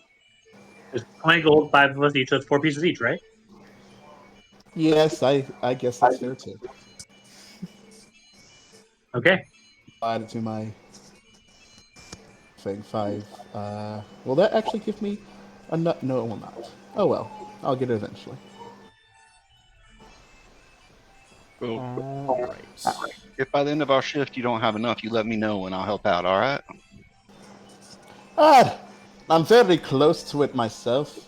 Probably maybe another flying tackle to a pickpocket will do. Very good leap. Looks around for more pickpockets. Where are you trying to get? Barding for the scorpion, like armor for the scorpion. Gotcha. All right, you guys gonna continue your patrol on the streets, getting to kind of the edges of the Precipice Quarter now. Again, this is a district that they specifically like repaired for this, and it's starting to show as you get a little bit farther away from the main fairgrounds. It's not looking as hot. If you guys want to just kind of drop yourselves somewhere along, let me ping it. This main street over here. Did we get any experience for stopping the pickpocket? Oh yes, excuse me. Let me add that experience in. 1 second. So we've been like at our job for a few hours, I take it. Yeah. Assume it's probably like an hour or so walking around between events. In that time, I know it was only 1 point of damage, but in that time, Ogre would have healed up Iron Blood and got his focus point back. Oh, okay, gotcha. For sure. Yeah, you can take that time to get your focus point back. That last one is gonna be just 10 XP for the pickpocket. Not as much. It wasn't worth the bounty wanted poster she printed on. You guys would know, like, since we can presume you took her back to the station because you captured her, right? Yeah. So if you did a brief time of that, you guys would actually be eligible for her bounty as well. Their bounty. Olo's like, oh, is that Lara Gold Rel? And she kind of like rolls her eyes, she's like, hey, Olo. He kind of like chuckles. He's like, the amount of times I caught this scam. You know, I caught her stealing potatoes as a kid once. Come on, Lara Gold, you can do better. She's like, God damn it, just like God's damn it. She like doesn't want to talk to this guy right now. But to divvy up between you guys, the bounty is 50 gold pieces for her. So either in the pool of gold or 10 each, essentially. That would be 12.5 for all of us. How? For 50? It would be 10 for each of you. There's 5 of you. Oh God, I'm sorry. standard party of 4 was in my mind. Yeah, no, that's totally fair. That's totally fair. Okay. Cool. So In we my take head, 10 at first, I thought you had said something too low, and I was like, is he giving the scorpion money? No, I'm not going to be one of those players. Like my minion gets paid. My minion gets a share, actually? Okay. GM So... Are you one of them the investment bankers? investment bankers. Okay, so as you guys are kind of wandering this less than reputable part of the neighborhood, screams erupt from an excavation project on a nearby street. You guys see workers flee past you, scattering shovels, pickaxes, as you see 4 skeletons in rusted armor clamber up from holes in the pavement. Uh-oh. And I'm going to drag their positions on to the map here in a second. Can I roll like history? This is a common occurrence. You can roll history while I do that, and this will actually be our first time we roll initiative. So, Where is just history remember to click on your token, then click the initiative button. It'll automatically put you in the order. Would it be society, not history, since there's no history? Sorry, yes, history is rolled into... this would be society, yes, to recall knowledge. Yeah. 9. Holy fuck, there's skeletons in the street. Okay, I roll next initiative then. See, I got 24 for this society check. Oh, okay. You would certainly know more then. Give me 1 second to drop the last few in here. Yeah, you're fine. Alright, and once I add them to the order, we will resolve that society check before we actually get into combat. I accidentally did perception first instead of initiative. I put it back to the original. Okay, that's fine. It's the same number. Right? I mean, same bonus, you know. So. Gotcha. Initiative. Ooh, skeletons got real high. Okay. So what was you got a 20 something for the society? 24. 24. God damn. Alright, let's get some battle music instead. So you would know there was an earthquake that nearly destroyed the Precipice Quarter decades ago. It's kind of why it was left fallow for so long. No one would build on it. People think it's haunted by the spirits who died in the catastrophe.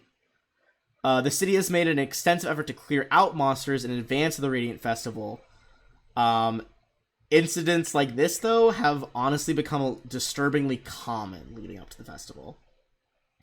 You would think in this case, it's most likely that those workers who are trying to build more stuff for the festival probably disturbed these skeletons and accidentally let them loose. You can kind of tell from their armor and their weapons, they're pretty rusted. They would have had to have been down there for a while. This isn't like some necromancer just summoned these guys. This is something that's been unleashed, that's been around for a while. Okay. With that being said, our dwarf is first. Okay, what do you want to do? He sees them and his eyes narrows, and he says, "Foul mockeries on the cycle of life and rebirth. You will not sully my sight any longer." And do any of them look like particularly stronger than the others, or they're all like the same? You think they're all pretty standardly similar. Alrighty then, let me None of them are like a crazy skeletal champion or anything like that. let me measure here, and no, you. Okay, he'll start things off with a Deuce Flame. This one gets a little tiny fireball in his hand and chucks it. Conjure that flame, hurl it at this guy. Hopefully this is written correctly. And let's see that roll. So 21. Oh, for 8. Max damage. Max damage. And that was on this guy? The fire, like this little ball of flame, swirls through the air, kind of goes through a hole in this thing's rusted armor. You see all the inside of it just flash red, illuminating all the other rusted holes. And the first one just collapses. Alright. And then he points and whistles, and to command. So Iron Blood gets her 2 actions, and let me measure out with her real quick. Can't reach you. Her eyes turn emerald green. Gremerald. And she charges out this one. Okay. Strikes out with her attack. Strikes out with her tail. All right, roll that chance to hit. Almost doesn't like really try to parry it, but you see it's kind of holding this like rusted ass shield, and the stinger just bounces off of it. Yeah. Don't think they take poison damage either, I bet. But she tries. They don't take poison damage. Yeah, and that'll be his turn. Okay, that's her turn. Okay, so that's gonna be the skeletons. They're pretty freaking dumb, is the thing. So I would say the one that was attacked by the scorpion is certainly just gonna immediately go in. It's gonna be basically like a full round attack. It's gonna swing with its scimitar. Whoops, that's not the button I wanted to click. So first swing is going to be a 14 to hit. Bounces off. Okay. 16 AC. Swing 2. That is a critical. Nat 20. It's going to be 11 damage. Also, I said it so you guys can see the rolls, but it's still kind of his GM rolls, but you'll be able to... I'll prove myself in the recording later. Okay, so... As the blade just kind of stabs down into the scorpion for 11. Final one is not a natural not a natural one, but a unnatural one, and is a complete whiff. Okay. All right. The other guys are going to advance. I'm gonna say the one at the bottom. I'm gonna roll just a D. I'm just gonna flip a coin. Basically heads or tails, whether he kind of veers off towards the party or just goes for the scorpion. He's going to veer off toward the party. So he's going to come over here. Let's just roll. We're going to roll a D3. Alaric, you're 1. Ogre, you're 2. Grounder, you're 3. On where the skeleton's swinging. He's just going to make... let's see, he did 1 move action. He's going to use 2 actions to attack. To strike, sorry, that's the proper terminology. So first strike is going to be at Ogre. 15. That is a 16 for 8. Okay. And then I'll roll another D3. This one going in for Grounder. Grounder, nat 1 for a total of -3. I'm going to say, honestly, it gets a great hit on Ogre, and then the rusty blade just fully snaps in half as it tries to drag it towards Grounder, reducing this guy to having to use his claws next turn. Final guard is... we can see the big juicy pile of people, but he also sees the scorpion. We're going to flip again. Okay, he's going to move towards the people as well, towards Grounder. That will be an op attack from Ironblood. Who doesn't have it. Oh, who does not? Okay. Alright. It's going to get in... Waiting for op attacks? Does it not have a reaction? Most creatures do not start with attack of opportunity. Okay. Okay. This skeleton's gonna have to double move to get you, Grounder, so it's gonna get 1 swing on you. With its broken scimitar. That is a 21 for 8.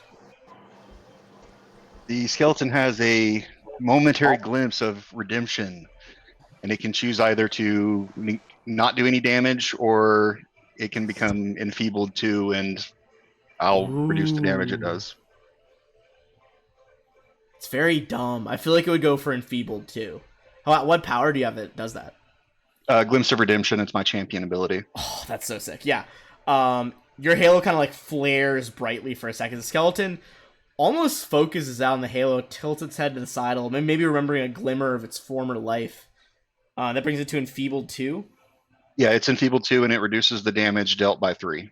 3. Okay, so instead of 8, you take 5, Grounder. And that is Edgar's turn.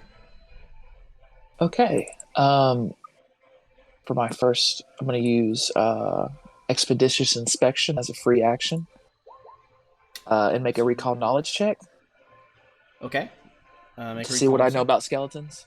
Yeah. That's religion, right, for undead? Yes, I believe it is religion. Sorry, I have the chart next to me. One sec. It is Undead religion. is religion. If you just Yes, let me confirmed. confirm. All It's supposed to be secret. I don't know how you do. right. I forgot about that. I'm trying to remember how you do secret with the Mac. It's /GM, right? Slash. Yeah, I think if you do /GM, then do the roll, it should just whisper it to me. Test for you. Okay. Oh no, secret rolls in this. Like you're supposed to roll for me. Oh, is that how the ability works? Yeah, if I roll a crit fail, then you have to tell me erroneous knowledge. Ah. And so if I know, I forget. Yeah. Oh, okay. So like I can fill your head with like fake nonsense, basically. Yes. Okay. Well, we'll know for next time. That was. We'll say you get some stuff here. I mean, you know that skeletons, like a lot of undead, are mindless.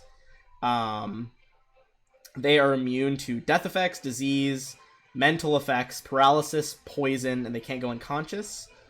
You would know that they do have resistances to a lot of elements, to piercing and to slashing. That fire at the beginning just did so much damage that it didn't matter that they were resistant. But I'd say you with 7, you know they're resistant to cold, electricity, fire, piercing, and slashing. So, Okay. Bludgeoning is their kind of their bane. Can I stride through ally spaces? Yeah, you can stride through ally spaces. Okay, so I'll take my first action to stride and flank this one. Yep, and that guy cannot op attack, so you go through both of them. Okay. First. Okay, that's the first. Second action to. I guess devise a stratagem. Ooh. So I'll link that in the chat. I know the investigator has literally essays for their abilities. Oh yeah, It's dude. crazy. Investigate. That's just like how they are. So I just roll a d20. Okay. Joking. I'm sorry. Oh 18. yeah. Okay, Yeah, I'm definitely gonna strike with that as Yeah, my third I action I would say so. for a total of 25. Okay. You kind of like, weave through your allies, duck between the two skeletons. They're kind of like turning around like to look at you. You like quickly analyze this one's armor, see where the best place to strike is, go in for the hit. That is gonna hit, so I think you can just roll the damage.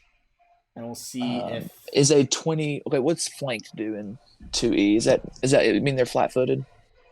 Unless they have an ability that yes. counters it. Yeah, and these guys do not have that ability.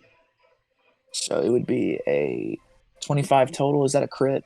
Or does it matter? Does it auto do damage? It should just auto do the damage, but I don't think you would even need a crit here. Yeah, you have the sap, you just boom, bludgeoning damage straight to the chest. This thing crumples into a pile of bones. Okay, that's my turn. These things are they're high AC, not a lot of health. Sorry. Try to use your nightsticks. Die, zombie. All right. With the end of that, we're gonna move to Alaric. I'm gonna step over the bones. Okay. Here, I'm not I'll starting- drag the bodies out of the way. Thank you. I'm not gonna start raging. I'm just gonna attack this guy here. Okay. With my sword. So you one action a stride. You can still do 2 strike actions here if you would like to attack twice. I think that misses. The 11 is going to miss. Yeah. Okay, attack number 2 then. Give me 1. Oh, that is gonna hit, and like you feel the brief like resistance. Like you're trying to like cut through someone that has no flesh. Like it's just bone. But with that 16 max damage on the D12, it doesn't even matter. The force of it just slices the skeleton in half, and that force kind of pulls the body into that house where it shatters into bits. You'll never hurt anyone again, I say. Or And, you could just do that. You see some of the workers that were like running and screaming are kind of like slowing to a halt as they see these 5 Edgewatch agents coming in, just absolutely stomping people. All right, Grounder, it's your turn.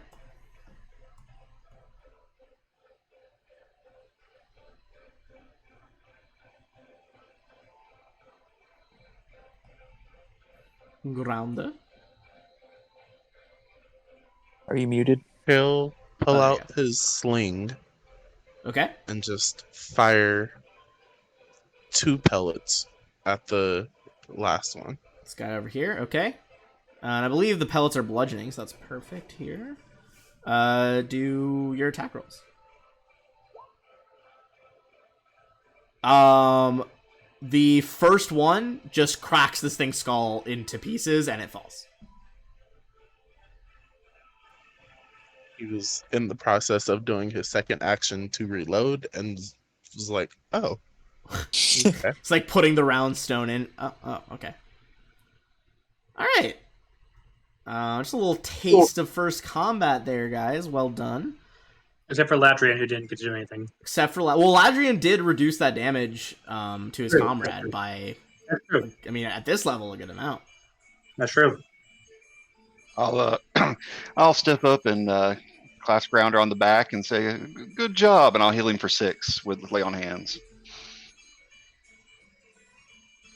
Oh, hell yeah! So like Agree a brief, also. hands heal him for 6. You said? Yeah.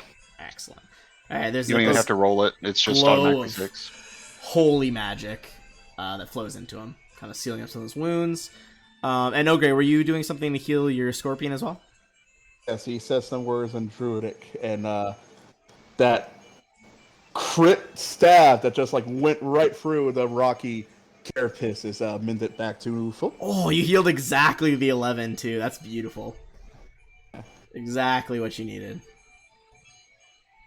All right, so that one was a bit more of a moderate encounter because there was a higher risk of damage here.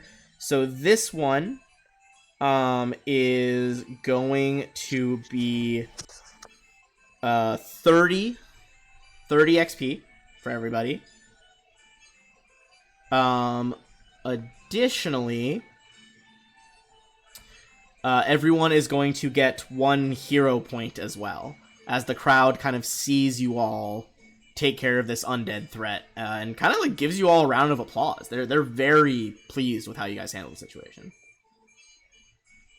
So 30 XP and 1 hero point. Good question. I want to make sure we're on the right track. So we're at 200 XP total, right, guys? I have it at 200, yeah. Yeah, that should be it. Yeah, you guys should be at about 200 right now. All right. I'll start handing out my business card to some of the crowd. Edgar, My private PI eye. agent. Edgar, private eye. Edgar, private eye. Just like shaking hands, telling everybody. Edgar, I private. I mean, Fuck. One of them's like, "Aren't you wearing a cop badge?" It's not a To conflict of interest, I promise. I don't know. I don't know if the bylaws would agree with that. Agree is gonna. Oh, sorry. No, you're fine. I trust me on this. I'm well versed in the law here. Looks at you, looks at the dead skeletons. Okay, takes a card, just walks away. Fair enough. Is there, Ogre tells you that. Let me see in here.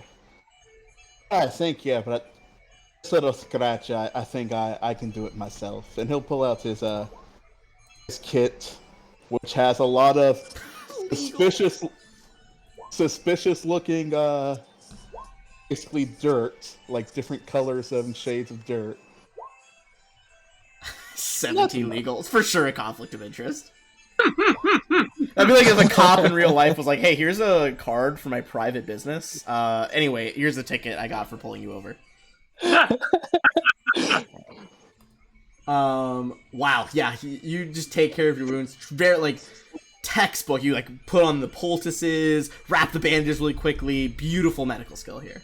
Oh no, he doesn't have poultices. Like I said, he has like what looks like different colors of dirt. Oh, it's just straight Very- dirt.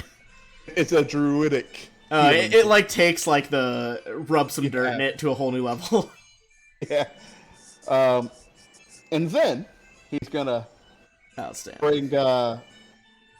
bring Iron Blood down over here and he's going to play with it and tell her how much of a good girl she is and how good she did for about 10 minutes to get his focus point back. All right, yeah, you spend the 10 minutes resting, get that point back. She like grabs one of like the femurs from off the skeleton piles, and, like brings it to you to play fetch.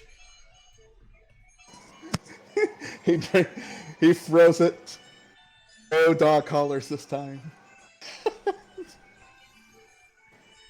I'm walking up to Ogre. Can I take a turn? Throwing the bone? Yeah, go for it. Cool. Gives you the bone. I will throw the bone. Play fetch a little bit. She skitters off of it. At one point, she kind of like crawls on the wall itself to jump after it. The crowd looks a little less sure of all of this. And she brings it back, and she drops it in front of you. Then her eyes flash green, and she breaks it with her pincer, and then looks at you, expecting praise. Okay, you get to pray while we take a break. You see one of the kids like, "Whoa, mommy, that pet's so cool!" And mom's like, "Let's keep going. Let's go to the festival." I give it a pound of the head. I give her a pound of the head. Good girl. And she responds with her signature language. I love that. Skitter of love. Skitter of love. Yeah, I love that. Is anyone else doing this thing while you kind of take this little rest here before you kind of continue your patrol around the area? Nah, Mr. Greatsword over here was too good to be hit.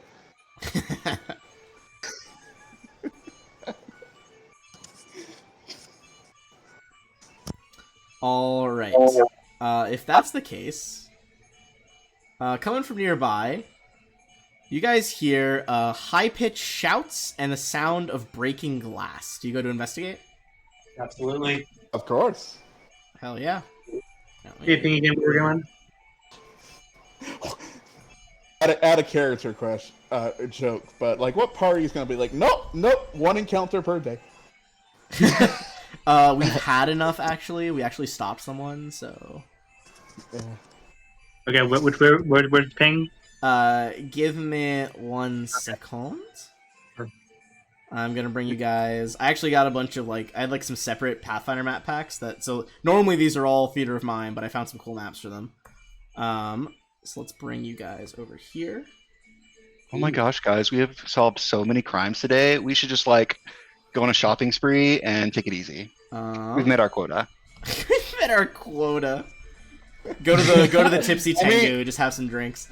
I mean, we are cops. You so, are like, cops. If you guys want to drop yourselves around here, this kind of like wizardly tower over here is where you heard the glass. We meet our quota. The job's done, which is never. I'm gonna put my token right over here where I did not see any skeleton tokens. Oh, sorry. No, that was just me. I tried to control the paste some other stuff, and I pasted a skeleton. Yeah.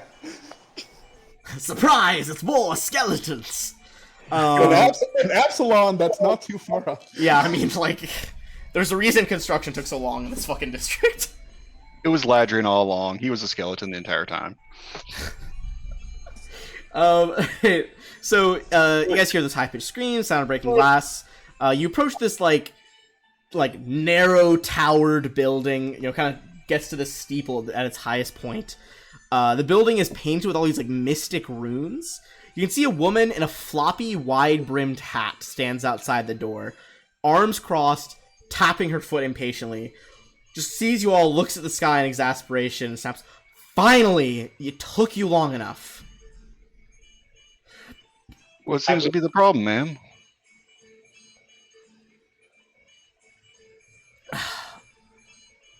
Look, first of all, my name is Eunice, okay? Eunice. Or sorry, my name is Marin. You don't know your name.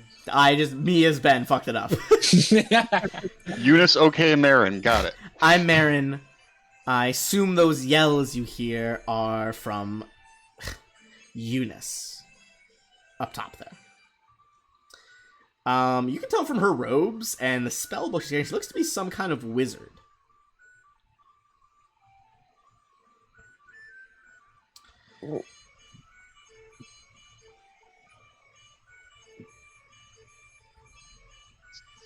Do you know why she was yelling?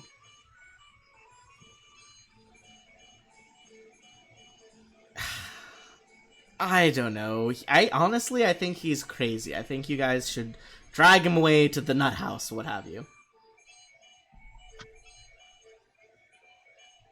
What makes you do that? He's just barricaded himself at the top of the tower, fighting off various... firing off various spells over his little desk fort. How old is this person? Oh, Eunice, he's like 13. Oh, that makes more sense then. That's Are you okay. his teacher? I'm a friend. Give me a perception check. See if he's... Yeah, I would say, yeah, Yeah. that's weird. Yeah, it doesn't seem like he counts you as a friend. You hear like shouting from above, "Go away!" Oh, she's lying. They're not friends.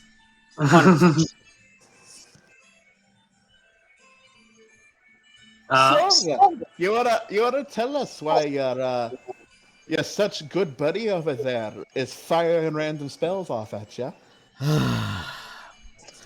Look, thing is your sort of job, isn't it? Besides, roasting my own workshop to remove a housebreaker rather defeats the point. So he broke in, you say? Look, my I'm- name, you may have heard of me. I'm Marin Porphyry. I have not, but I am also new to this area. I'm a rather famous evoker. I'd say no check needed. At least Grounder, you're a learned guard. Evoker's, evocation magic. She probably shoots fire, things like that. I have a rival of sorts, Master Chemedeles.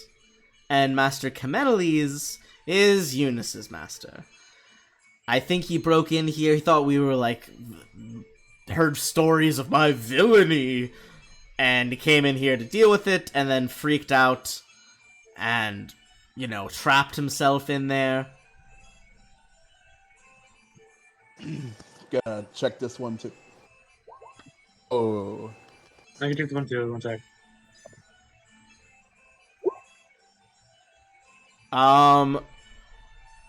She seems to believe she's telling the truth. Well, we'd be happy to help. Do you have your license and registration? For this building, I do have the deed here, yes. If I may, just a formality before we go breaking into somebody's place. She's with a swirl of magic sparks, waves her hand, a sealed deed and a gold ribbon appears in them. Here, check the paperwork. I call over my good friend Phineas O'Gare and I ask him to take a look at it. So is the boy Phineas! the boy hear us from down here? Is it speaking range? Oh no, he's at the top of the tower. Every so often you're okay, leave me alone. Okay. Let me come in here. All right. Well, Madam, if this boy is an apprentice to your rival, as you say, why not call him Confection? Well, I don't know where he is right now. Do you know what his little wizardry shop is set up at? I don't know. I think he used to have a place near the Arcanumerium where we both studied together. Ah, so you were schoolhouse rivals. Yes, we were school rivals. Has it ever been confrontational like this between you and him? Look, we got into it a lot at school, okay? It sounds like he's filled the boy's head with outlandish hyperbole. Do you have any apprentices inside? I don't have any apprentices inside. Okay. Oh, I I'm gonna shout up, "Come down!" and no one gets hurt. I believe you. No one has to get hurt. No one has to get hurt. She's just like, sweet Nethys, I'm going to walk away. Please deal with this while I'm gone. A nod. Actually, should we keep her here? Do you think, guys?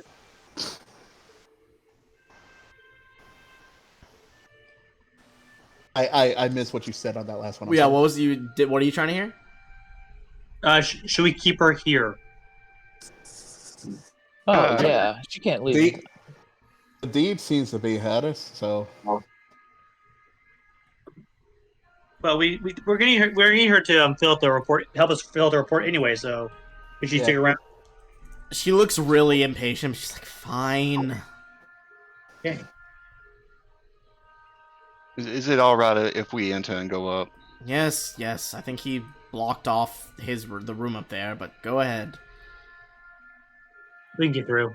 As you guys get to kind of the very tippy top of the stairs, you kind of see under the crack of the door that there's a chair wedged under it. It would be like an athletics check to try to push it open. But you can hear... never mind. Jesus! do you fly and tackle the door as well? I intimidate it with my powerful jaw and my golden stare. Okay, I turn to Ladrian on 3. Yeah, you guys both just simultaneously, boom, like shoulder charge the door, and it just bangs inward. You see, like, crouched behind a desk, pure terrified. Looks like he's about to cast a spell. It's like a 13-year-old, like barely pubescent apprentice wizard. Hey, buddy. Ah! Oh my god! There was a chair and everything. It's all right. It's all right. We just want to talk. It's all right. How you doing? I don't think you noticed there was a chair. It's not. It's not all right. Oh, okay. Well, why is that? Why is it not all right? I know in my heart that Baron is the villain. I'm hitting her where it hurts. He's kind of just babbling, honestly. Oh, okay, yeah, I get that, but you guys see it from our perspective as police officers. You broke into her home. That makes you the villain. Now, I don't think you're a villain, son, but we got to get you out of here. So that's not how it turns out. Mistakes. Look, Master Comeneles told me all about her. She's a villain. I don't care what she runs this respectable shop here. It doesn't matter. She killed him. He hasn't been home in days. Wait, whoa. Okay, Back it up. It's all about property rights, but yeah. Now, if your master's missing, we can go file a missing persons report and we'll look for him.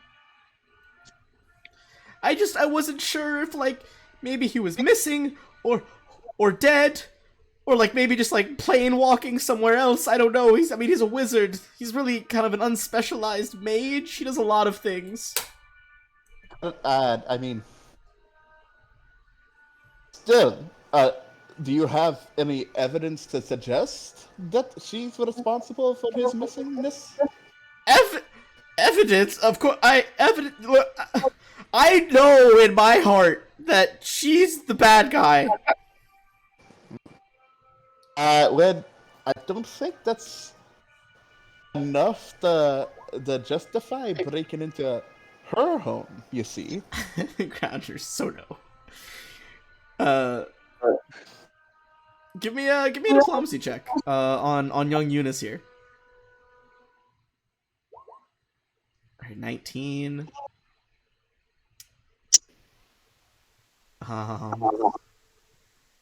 That actually is not quite gonna do it. Because of how hard you guys burst down the door. Jesus fuck. How many nat 20s you guys rolled this session? A lot. I know. I can tell you I've rolled 2 nat 1s. That's true. There is definite evidence of that. I mean, even before you take into account the nat 20 adding on another layer of success there, that will do it. You see before you kind of start. What do you say to him, Grounder, on that nat 20? Like, what do you? How do you convince it?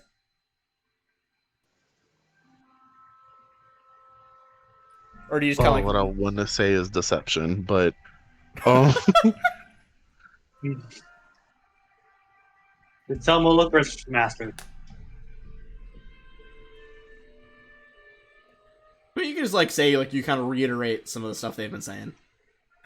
yeah, he just reiterates it, but just throws in at the end. I think they dated. I don't think it was a real rivalry.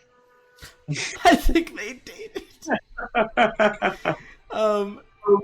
At that point, you see like before, like Ladrian comes in. That 19 like was just not like barely not enough. You can see Eunice like raise his hands. Like you can't even see his head. Like he's full just raising his hands over a desk as magical runes and circles begin to spiral around his wrists, like he's gonna cast a spell. Just pure blindly, just whipping projectiles at random targets. And then Grounder, you come in and say that, and like, phew, the magic like wears down off his hands. You see this like little 13-year-old guy, got a pimply, just like the barest whisper of peach fuzz on his face, just like, okay, all right, I'm coming out. Just don't let those guys that broke the door come. That was like, I mean, that was a nice door, objectively speaking, and it just flew open. I raise up my hands and say I won't hurt you. Okay, he walks out to you guys. What do you do? What do you guys do? I just start down on my knee and look at him in the eye and say, "I'm sorry I scared you. Tell us more about your master. About why you think your master's missing." Also, he doesn't have an actual token, but I'm going to show you his art in a second because I think it's really fucking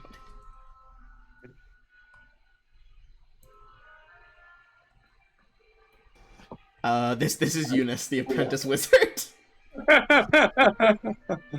That's exactly how I imagined him. Oh yeah, He says for sure. 13, not 8. He does look really young. He is supposed to be like 13.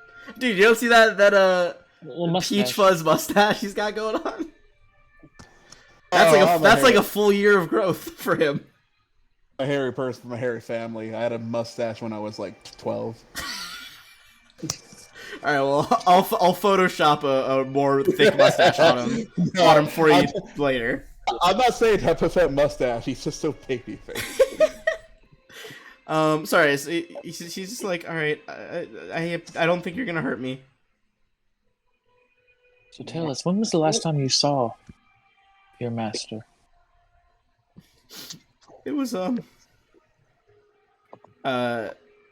kind of like pulls open his spell book. He's like magically secured a little like day planner calendar to the front of the spell book, and he's just like, about 3 days ago now, we were running errands, and Master Comeneles never returned to our appointed meeting spot by the fountain. What day was that? How many days ago did you say it was? 2 days ago? He thought it was 2, then he double checked. It's 3 days ago. Okay. Here, I'll put this in case you want it for notes. This is how you spell Comeneles. How often does he take trips without telling you? Well, normally he does tell me. I mean, I might just be like a lowly apprentice, but all the same, he usually tells me because I have to, take care of his place while he's gone. Like, no one here is accusing you of us being lonely. We're just trying to figure out what's happening. No. Alright, if he normally tells you, well, you know what his last project was? Ogre looks to the other magic people. It's like, is that what wizards call it? Experiments. Do you know what he was working on last? The boy frowns. He's like, he was working on just some various evocations for the festival. Things like magical fireworks or like a cooling breeze for the strip of the bazaar area when it gets too hot during the day, like something to keep it cool. Just various amenities for the festival. I mean, it's once a century. We got to make sure it's good. See, that might help. Who commissioned these magical displays? He frowns and is like, I don't know the exact person. I imagine one of the event planners or someone on the city council. Does your master keep a ledger like you do? Like summoning out of air? He does, but he keeps it on him. I see. Would you mind if we looked around your living space for any potential clues?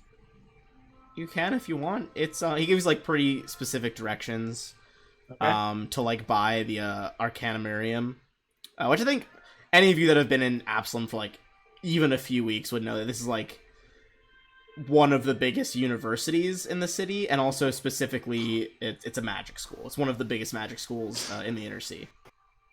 Okay. Lad, do you have anyone else who looks after you if you're not under your master? Looks after me. I'll have you know, I am an official apprentice. And he like puts his hands like on his hips, like fucking Superman style.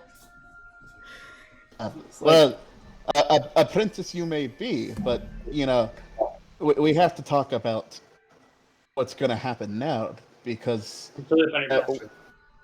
yeah, well, you are in a little bit of trouble here, lad, and somebody, preferably an adult, should be with you when the other guards start asking you questions. Well, my I mean, my parents, they live way out in the farmlands on the island. See, we'll make sure a message is sent to them. Oh, okay. All right, we should get you out of here before the owner gets even more pissed off at you. You do if you bring him downstairs, seeing that he's unhurt and like, she didn't hear any, magic spells being thrown around. Marin is like, look, I don't want to press charges. Just let the boy go. That makes it a lot simpler. All right, we will. But curiosity, madam, rivals might know each other as good as enemies or even lovers. So, do you by any chance know where this Kaladesh or hold on. Kameniles? Kameniles, thank you, someone. It's okay. It's kind of like a Greek pronunciation at the end. Would you know where a Kameniles would go? First of all, it seems to think he's missing. You for sure see her jaw tighten at like the like the lovers implication. No, he wasn't accusing them of being lovers. He was saying that rivals know each other well. Oh, okay. Okay, no, she doesn't do that. Like enemies or lovers. Okay, gotcha. Okay, I misinterpreted that one. Grounder did say that upstairs though. She kind of frowns and she's like, "Look, I don't keep too much tabs on his work. He doesn't keep much tabs on me. He was always scatterbrained. Do any of you know how universalist wizards are?" I shake my head. I'm afraid I don't know wizards at all. My magic comes from the wrath of nature. Wild for sure. And I don't mean that as a pun. I don't understand how that works. Oh, I've met some wild sorcerers. I get what you think. Not what I. Anyway, she like looks like desperately for confirmation at Grounder. Like, do you do magic?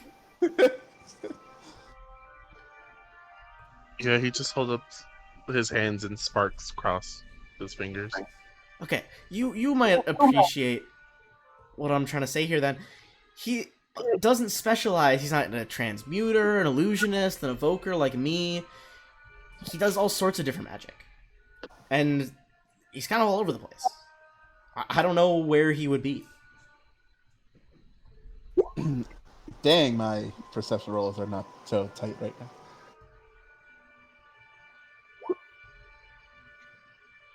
Mine either. Oh, stop! We're getting worse. You guys do also have 2 hero points, though. I'm not going to use it on this. You don't have to. I'm just saying, if you want to, they are there. Let me recall. Ah, Edgar, the voice of reason. Edgar swooping in. Detective. Detective. You kind of look her up and down. She's telling the truth in that, like, he probably is some scatterbrained universalist wizard.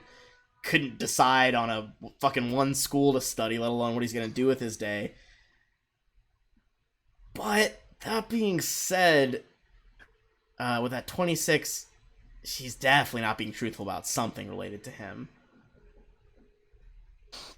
Like, go ahead. They were lovers. Hey, maybe. I would say the 26. You would think it's something about how, like when you're asking her, does she know anything about his whereabouts? Yeah, I'll walk up and I'll kind of lean in to kind of whisper, but I guess whoever's standing next to her will definitely hear. Okay. There's something you're not telling us, and you won't be in any trouble. It's just I can tell that you're keeping something from us. Your voice is shaky. You're starting to sweat. What's going on? Where could he be? Do you know?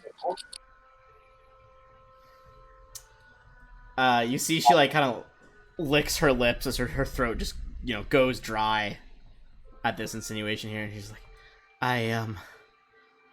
look, I don't want any trouble, Nobody here does. I'll cover up the badge pin on my lapel. Kind of like place my hand on my shoulder. Okay. Look, I don't know much about it, okay? But there's a few people that have worked in the Precipice Quarter that have gone missing, okay? Who are these people? It's been me, not me, sorry. It's been him. I don't know why I said me, fuck. She's like, look, he's my rival. Clearly the boy thought I did something. She's like whispering so Eunice doesn't hear. Look, Kameniles were rivals, okay? Yeah. Did we used to maybe be something more in college? Sure. Not the point. But he's missing. An illusionist I know went missing. An abjurer went missing. A couple of casters. Now, no one's really gone to the police about it yet. The city guard, because, frankly, a bunch of graduates from the Arcanumarium, for all I know, they could be jaunting around some other plane or something. But I don't know. It makes me a bit nervous.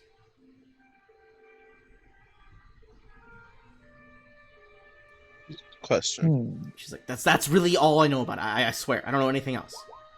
Okay. I thank you for your information. We will definitely look into this. And so I'm going to use my pursue a lead, and I guess make. See, I know, right? Here, read the book. Time to read. Hold on. Tighten my glasses here. Examine the details of one potential clue. Okay, so she's the subject, presumably, I'd imagine. Or is he the subject?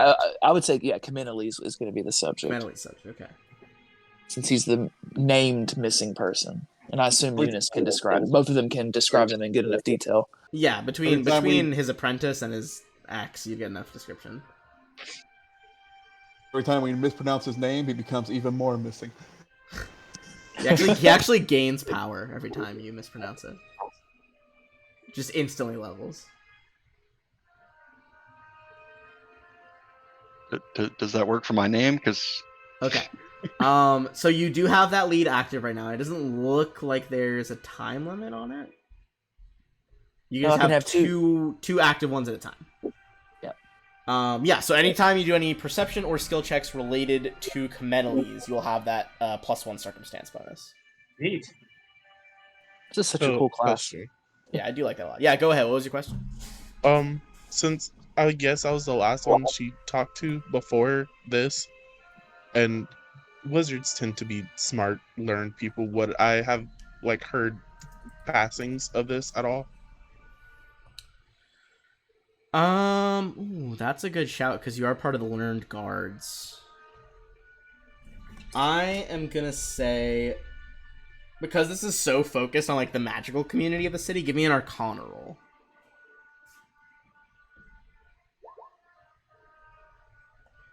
This is like the first confirmation you've got of it. Before this, you heard like, oh, I haven't seen that wizard in a couple days. You're like, you know, that's weird, but like nothing that like actually like caused alarm. You've definitely heard like that. You would have heard about it enough as a rumor that you're like, okay, she's not making this up.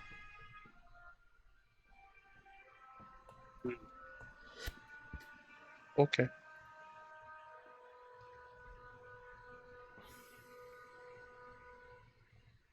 All right. Well, for doing that non-violently and kind of resolving that, doubling back to just the Eunice encounter specifically, you guys get a 40 XP story award.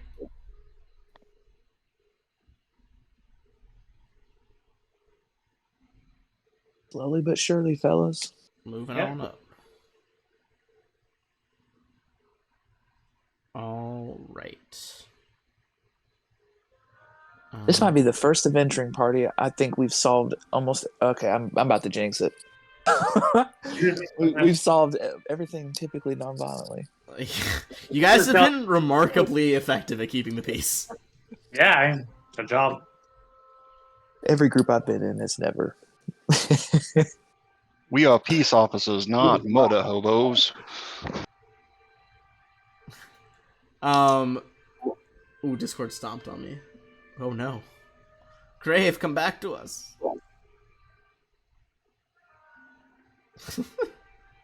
All right.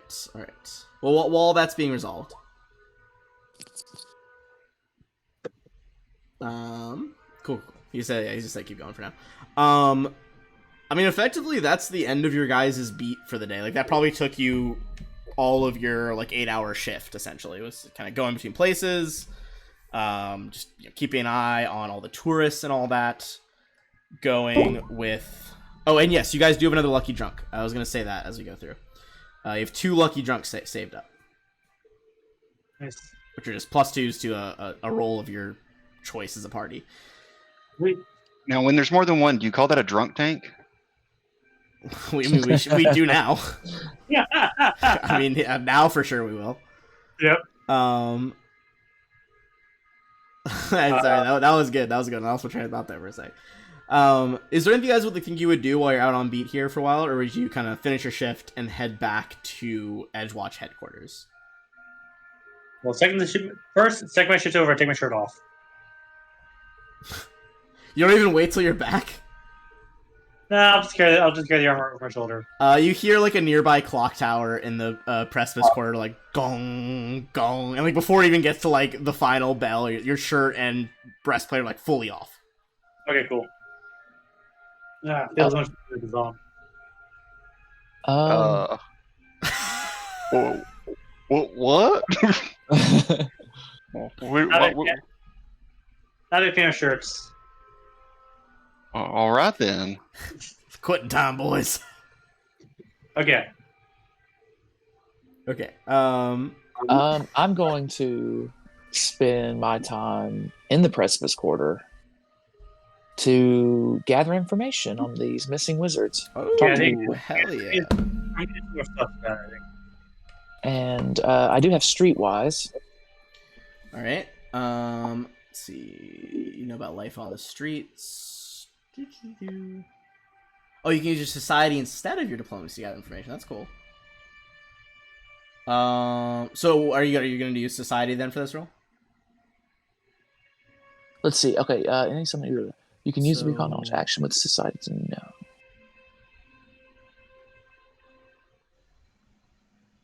Okay, so I can do a recall knowledge first. It says it's okay. at, So it's kind of like a faster thing. Like if you fail, you can still go use diplomacy to gather information over the course of some time. But this is just like, oh, I know about the streets. Like, yeah. I So know what first, the word is. Okay. so yeah, at first I'm gonna kind of use recall knowledge to think about the missing wizards because I'm assuming it's been happening before I joined up with Edgewatch. Yeah, sure. Go ahead. Okay, so recall knowledge. So I just use society. It's a harder DC. I would say a 17 wouldn't do it if it's that significantly harder DC. Yeah. Okay. And then I'll go gather information. Yeah, I mean, there's no like direct rush to get back to the place right now. Yeah. I'm also gonna go look for information. Yeah. So you go ahead and make that diplomacy check then. Before he does that, Yep. Go I ahead. will not help in a way, but I have a skill that makes this go faster. Oh, okay. Ooh. Okay. What is that? Yeah, head laid on us. Right. Hobnobber. Playing through it. Oh, okay. Nice. Hell yeah. Yeah, so Nice. you reduce that significantly.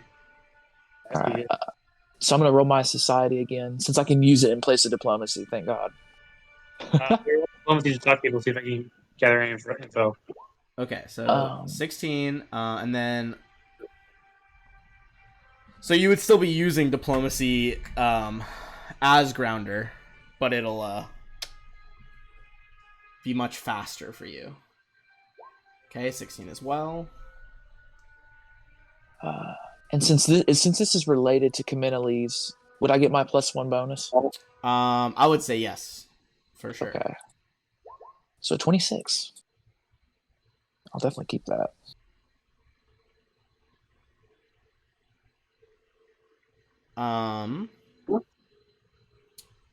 Okay.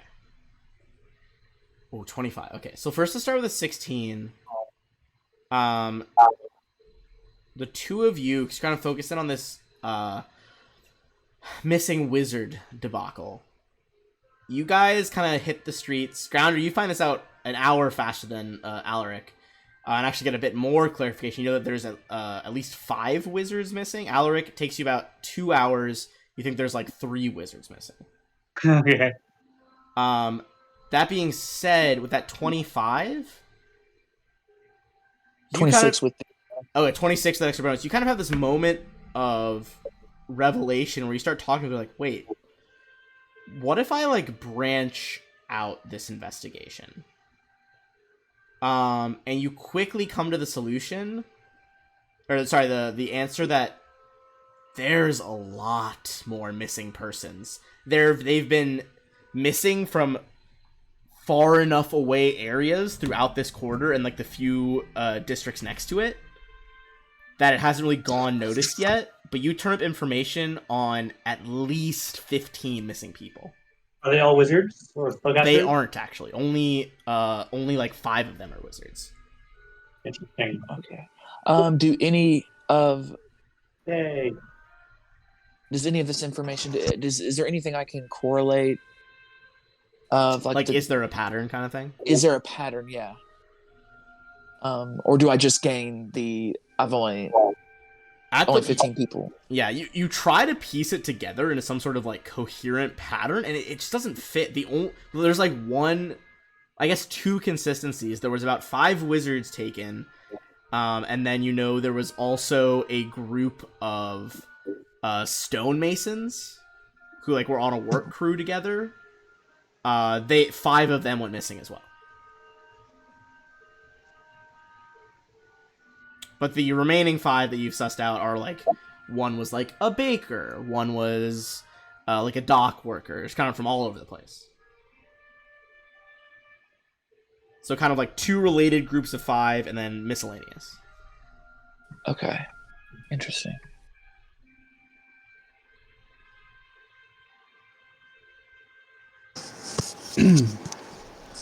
So we've discovered there's a ring of missing people. Yes, Yep. at least 15. Okay. That's And there wasn't any like, you. huh? Oh, I was gonna say like I heard something about masons, or was it miners or something? But when I jump back in, there are stonemasons. Yeah, so basically, one was a group of like, individual wizards, like they weren't related or anything, but 5 wizards total were taken, and then there was a specific like group of 5 specialist stonemasons from Minkai that were all kidnapped at once. It seems like, or all went missing once. Can you spell Minkai? Yeah. One sec. I'm putting it in the Roll20 chat. Okay. That's probably our best lead right there. If they're all from a special group. Agreed. Yeah. You would. No, the Minkai Empire can be found in the continent of Tianjia. So these weren't local stonemasons. These were people visiting for like the World's Fair, essentially, which is what the Radiant Festival is. they visiting for the festival or working in the festival? Probably a mix. You think a lot of like the different country delegations brought workers with them to make these like crazy exhibits, like that moving palace you guys saw earlier. And what district were they in when they were missing? All of these cases seem to center around the Precipice Quarter, which is your guys' all the Precipice. There's Okay. there's a few that might be from like just on the edge of the Dock District or Eastgate, which are the areas directly next to the Precipice Quarter, but essentially focusing around here.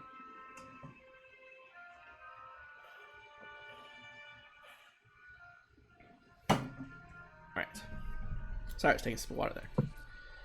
Any other questions before you guys return to the barracks? Do we? I think you guys, everyone else. We let the chief know, the sergeant know. You could go looking for the sergeant. Actually, no. Let's look. What's the dwarf's name again? That is Olo? the sergeant, Sergeant Olo. Okay, yeah, let's go for him. The Lieutenant Laveris, is the head guy of Edgewatch. Yeah, I want to talk to the sergeant. So Okay, yeah, you guys can go looking for Sergeant Olo. he's down this. He's been working for this kind of stuff for a while. I want to get his potential insight on this. Did not mean to click that. Sorry. You're good. I'm just pulling up Olo again so we can Fair enough. get an idea of who we're talking to here.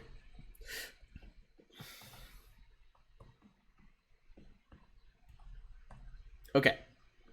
Sergeant Olo. Well, actually, as you guys rock up, you see him immediately. He's already outside. Sweet. I'm gonna wave him down. Sergeant Olo, a quick word. Ah, there you are. I was hoping for that. Come here. Okay, I go to him. What's up? Sergeant Olo, first of all, he's not usually this animated. He's like an old timer guard. He's Yeah, very yeah. right now. Are you all familiar with? I mean, there's all kinds of exhibits. The Grave Raker, the gyroscopic towers. You guys know about the Knight's Marvelous Menagerie? No. Small zoo. Patrons can look at rare creatures, mundane and magical. Okay. Oh yeah. Sounds reasonable. Some of them escaped. Oh. They're terrorizing the zoo's visitors and surrounding businesses. I need you to head there right now and get them back in their cages. Yes, sir. But But afterwards, hold on a second. How do you know they didn't escape because they didn't want to be in the cages? I get what you're getting at. Not really the issue, though. They're endangering lives. But I can pacify them, but maybe they're being abused. We should That's investigate. fine. You pacify them. If you think there's signs of abuse, we can order a follow-up investigation. But for now, let's at least knock these things out, nip this in the bud, so they don't eat someone. All right. Yeah. Like Ogre has his arm crossed, and Ironblood tries to cross her claws to imitate it. I can turn you up. Yes. What is it? I'll just say after we do this, I want to have a word with you about something else. After we deal with this. Yes, that's fine. I took an extra shift. I'm pulling an all-nighter here. Go do with that, then you can come back and talk to me. All right, let's go, guys. Yeah, let's go. Do you know? I'm about to head up, and then directions. He gives you pretty detailed directions. Awesome. Yeah. You think you guys would have a pretty good idea of where everything's located here, like where street names are and stuff, just because That's a good point. they trained you. Yeah. Cool. I am going to switch us now. Give me 1 second. But it's fine, my feathered friend. Dwarves are much more hardier than the humans. We can go a lot longer. All right. So, most of you don't have dark vision. Is it really dark? Oh, it's nighttime now. It's full nighttime. It's never dark around Ladrian. His halo counts as his spell. Oh, does it actually produce light? It counts as the spell light. Oh, hell yeah. All right, hold on. Can you what's the radius of the spell light in 2e? Is it 20 feet? 20 feet bright, 20 feet dim. Okay, give me 1 second because I'm just gonna change your default token to do that. Okay. Neat. Alright, and Ogre and Ironblood are both Okay, so creatures of the night. Bright light to 20, and then past that emits low light. Well, I've never gotten to do those settings before. Exciting. And I have low light vision for what it's worth. I have dark vision, but only when I'm raging. I'm not raging right now, so. All right. Ping you guys over there. Ladrian should be emanating light right now, so hopefully, once we drag people on, you guys can see. Yeah. Me and my god can both see in the dark, being superior. Oh, I think you should already have 60-foot dark vision. It's not 60 foot. Oh, is it not 60 foot? What's your dark vision? In second edition, it's just seeing. Oh, you just see? Okay. Yeah, but it's in black and white. All right, fair enough. All right. So we are now at the knight's marvelous menagerie, part of the fairground. You guys kind of came in from this cobblestone street up here. Right. The scorpion it duplicated. Oh, sorry, I dragged it out twice. Oh, I dragged it out myself once too. Sorry. Oh, okay, no worries. Who did I not drag out? Do we have everybody? Oh, Grounder's not out. Did you put vision on the scorpion as well? I can. Give me 1 sec. Yeah, it's dark vision as well.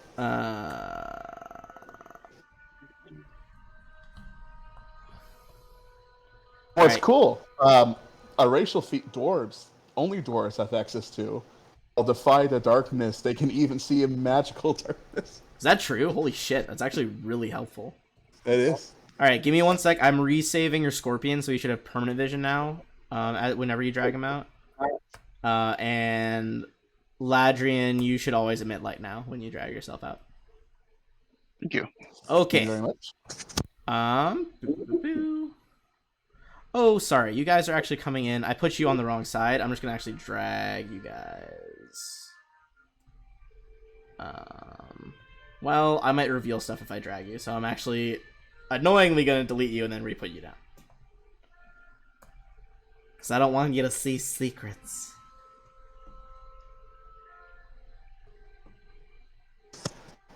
I don't know if they're in second edition.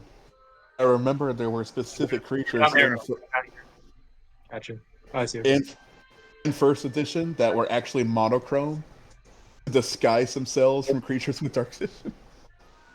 That's honestly wild. Really cool. It's really cool. Alright.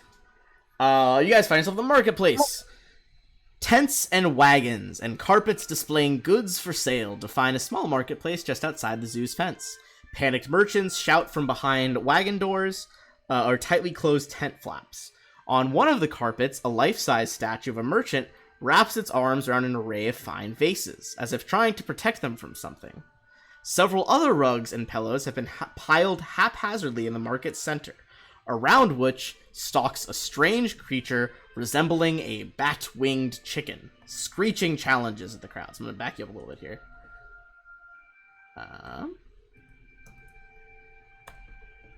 This lovely little fella. If you guys want to roll, you can roll Arcana or Nature to try to figure out what we're looking at here with this weird bat-winged chicken. I'll see like an image popping up on the screen. This one? I just haven't revealed his full art yet because it says the name on it. Oh, I gotcha. Okay, sorry. I mean, you guys for sure are gonna figure this out. Here, I'll put the art out. This is a cockatrice. Oh, goody. I think it's terrifying. Ugly and aggressive, the dread cockatrice stalks garbage pits and dumps in search of prey that it can turn to stone with its petrifying beak, and subsequently consume piece by broken piece. Gotcha. Where is it? It is right here. Sure. It's full screeching. So if Edgar, if you want to back up a little bit, you don't have to be right next to it.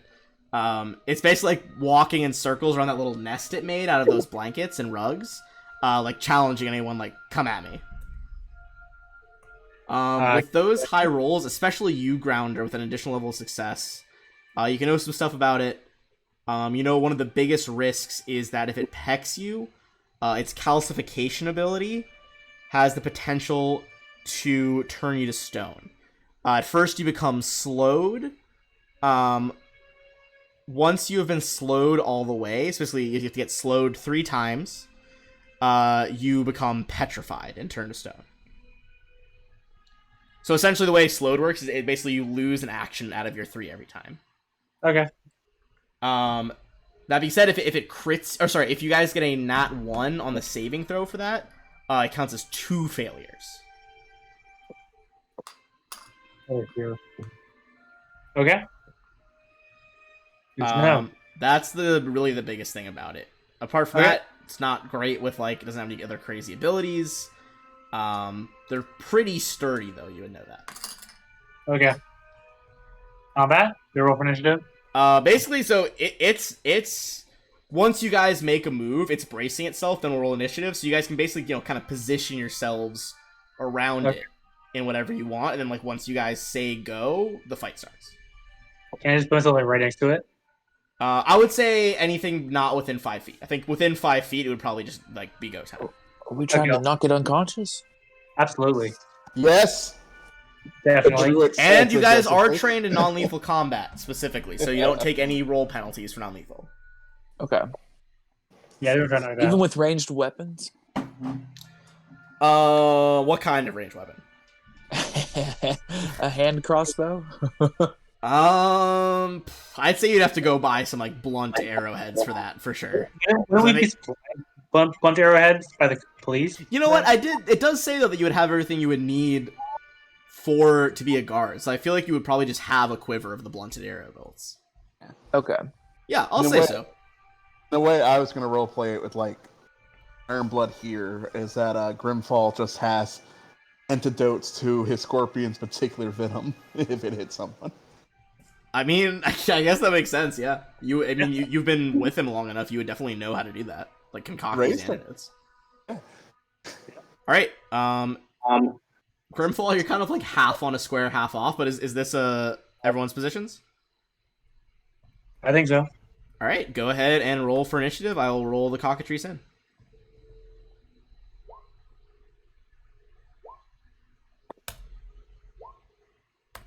There we go. Ooh, coming in good with that 26 and 25. Alright, that means we're going to start off with... Oops, sorry, Edgar was in there too. We're going to start off with Grounder, then Alaric, before this guy gets to go. As you guys approach, you see he does...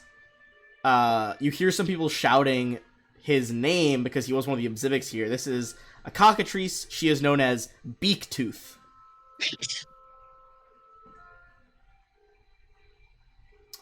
Grounder, what's your opening move here, dude?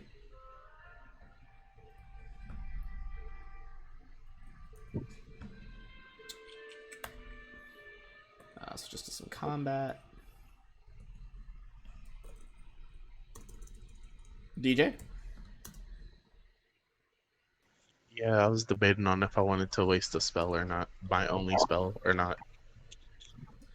Up to you. You do know that he did say beasts plural. Like, this is more than this is a problem. Yeah, no. I'll just pull out my sling again. Okay. Go for your attack roll with that sling. That is going to be a hit for 2 damage on the cockatrice. As you kind of just, like, whip the stone forward, hits Beaktooth kind of right in the flank as she's just like, Rah! Rah! Seems very pissed off.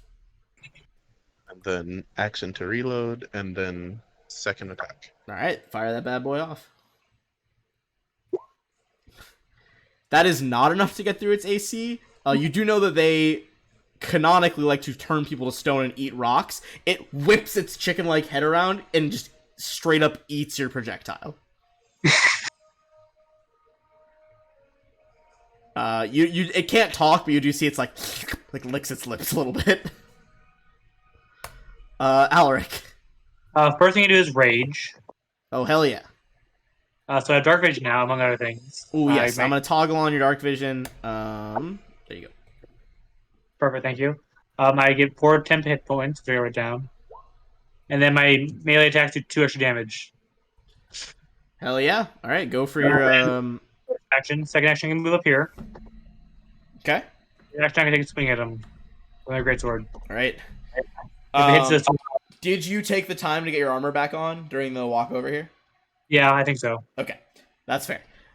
You guys, this is the first time you've seen Alaric go. Oh my god! Oh my god! I was gonna say it's the first time you've seen him go full ham with a rage. He goes forward and just, it's non-lethal. Just takes the flat of the greatsword, almost in one motion, knocks Beaktooth unconscious with just an enormous clang of steel as it hits the hard skull of the beast for a total of 30 damage. Sweet. Now I need to make sure there's no one else around. I need to use a seek action before I stop raging. You use a sneak action before you start raging? I need to seek, make sure there's no other enemies around. Otherwise, I can't stop. I can't. It is. I will say, I said almost knock it out. It is still conscious. Oh, okay, never mind then. That's my turn then. That was a crazy hit. This thing's pretty beefy though. That's fair. I mean, honestly, after you rock it, it turns all of its attention to you. Yeah, I don't blame it. All right, so this is going to be a... And my AC is now 17, by the way. That is a 30 to hit. That Ooh. Can't be right. How is that? Oh, no, that is right. That's math. I'm just dumb. Crap. Ouch. That hits. All right, you're going to take 5 piercing damage. I need you to make a fortitude save. Give me 1 sec. I lost my extra hit points. Fortitude save, you said? Mm-hmm. 11. That is your first failure. You are at slow 1. Now you get 2 actions a turn. No goodie. All right, this is attack number 2. 25. That hits. All right, yeah, you take another 5 damage. I need you to make another fortitude save. I'll use Glimpse of Redemption on that. Oh, Glimpse of Redemption on the On that second hit? attack. Okay, Yeah. so that reduces it by 3, so you only take 2 damage the second time. Okay. What was the other effect? It, like, repents on its ways? It takes Enfeeblement 2. Enfeeblement 2. I don't know why I said what I said. Okay, gotcha. I mean, that's the idea, is that it reflects on its ways, but... I'd say this thing's just kind of like, ooh, shiny ring. So I assume that's 22 to pass. I think? 23 is a pass. You are not slowed any further. But it does have 3 attacks. It's going to use all 3 of its actions. Here's the strike. 16. That misses. Okay. You dodge out of the way of the last bite. Nice. That is its full turn. Ogre. So how bad of a shape does it look in? After that fucking crit from the greatsword, very bad. Okay. He's going to command Iron Blood, which is going to travel full 30 of movement to flank. Okay. And it's going to strike out with its tail. It's going to miss. That is going to be a miss. It does dodge out of the way. You see it turn around, it's like looks at the stone body of your scorpion, like, oh yeah, that's the good shit. Noah Gray is going to throw a nice. He's. Let me just turn and counter. Look, my bird dragonoid friend, you need to chill out. Then he casts Ray of Frost. Chill out. It does strike. He is still barely standing though, or she is still barely standing. Sorry, beak tooth is feet. The cold ice kind of crystallizes in your hand as it washes over her. She lets out this very piteous shriek. Does the mental damage from the bad pun finish it off? It does not, unfortunately. Believe it or not, this creature with let's double check. With -3 intelligence does not understand the pun. Anytime he speaks, no, it's just a beast. And that's the end of his turn. It's fully just the fucking like demonic chicken. Edgar, it's your turn. Okay, let's see. We'll do devise a stratagem. Let's see if I can do some Robert Downey Jr. shenanigans. Ooh, it would not be a good idea to attack. It's like that whole slow-mo sequence when he plans it out in Sherlock, but it's like move one, throw in right hand. Fuck, right hand is bitten. Retreat. Yeah. It's like immediately fucks it up in his head. But I will try to. Can you demoralize a beast? Would I know that? Is that I don't know how. I don't know 2E that well. The trying to intimidate the beast. I believe you can. The rules as it's written, if you want to go off just that, is if you don't share a language, you take a -4 to it. Yeah, so I guess. Oh, okay then. Yeah, that's what I'm reading right now too. Yeah, so you can try. It's just a -4 penalty. Yeah, no, intimidating glare because that takes that away. Yeah, no, I'm a nerd. So yeah, I'll shoot at. He sometimes practices his intimidating glare in the mirror, but it's not quite up to par yet. Yeah, I will shoot. Where is my crossbow? Hopefully in your hand, I would. Yeah, it is. My character sheet is like freaking out. No, you're good, dude. You're good. After this fight, by the way, we'll take our second bathroom break. Then after that, we'll just like finish out till we get to 11:30. Okay, so yeah, second action. 17's actually not gonna do it. It's gonna bounce off its wings. And then we're gonna stride. Where? Yeah, away.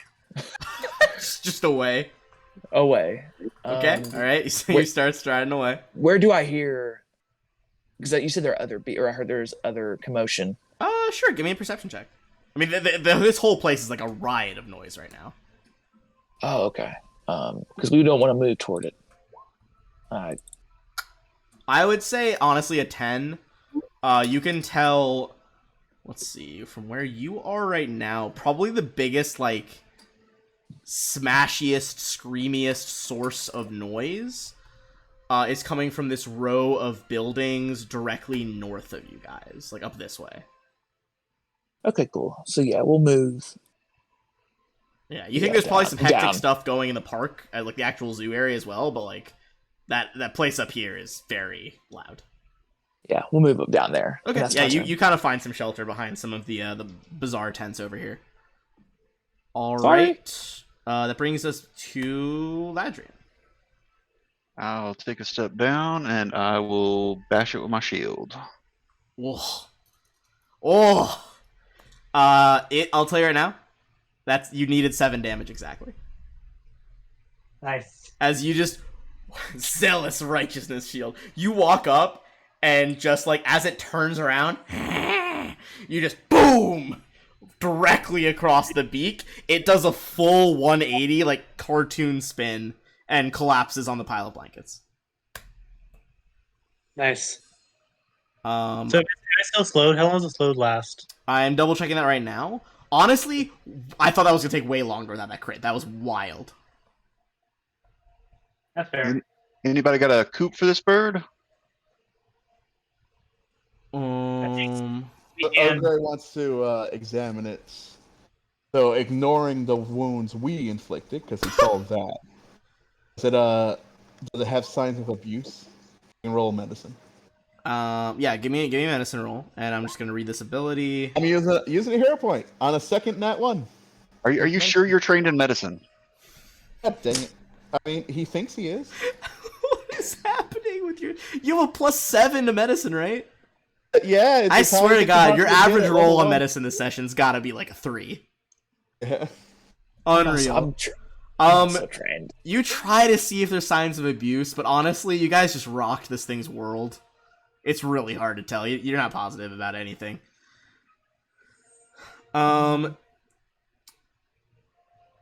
It looks like you're slowed 1 until tomorrow. oh goody. Okay. That's fair. Um, Okay, I'm still raging though, by the way. Huh? I'm still raging until Still unless I can't raging see right now? anyone. Okay. I mean, So- how long does your rage last in 2E? Is it still by rounds? It's either It's up. 1 minute, or no enemies left, or I'm unconscious. Whatever happens first. Okay. I mean, I'd say a minute has not passed. You guys went through basically One. one round, so it's been 6 seconds, and there is certainly still enemies in the vicinity. Yeah. Okay. Still raging. Okay. I'll say we just ogre. You could get that off as a free check, but didn't really do anything. So up to you guys. Are you trying to like pause and regroup, or while Alaric looks like he's ready to march forward? What do you guys think you do? I keep going. I'm gonna follow Alaric. I am Alaric. Sorry. You are Alaric, so I would hope you would follow yourself. Yeah, I'm gonna keep going. I can't. I I cannot can't stop. stop. I guess I'm following Alaric. Yeah, I guess as you guys are discussing, you just see him like just full sprint down. Are you going toward like the biggest noise over here, or like Yeah. into the zoo? I just go towards the zoo. Okay, you just straight run through the gates of the zoo. We'll do that on your turn. We'll let Grounder go first. Fair enough. Fair enough. I would say Ladrin, you can see that he's about to do that. Do you want to take your third action and like stride that way? Sure. Okay. We'll pause there. Let's take a quick 5-minute bathroom break, and then we'll come back and finish out the session. Cool stuff. All right. For those watching, just take a quick break. Feel free to stick around, watch an ad, support the channel, all that good stuff. And I will mute you guys while we're gone in case you want to talk strats.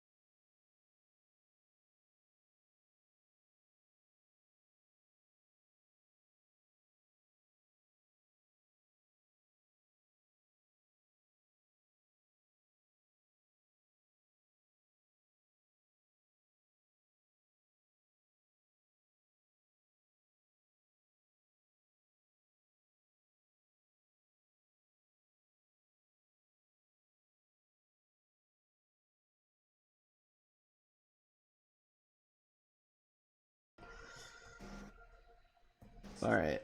I'm still good at watching.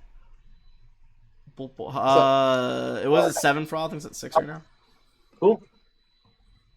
Okay. So since we wanted to keep it going, Alaric wanted to keep it going for combat here. We're still in turn order.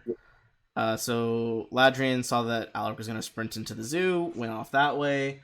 Grounder, what are your thoughts? Did they? Never mind. It wouldn't apply for him anyway.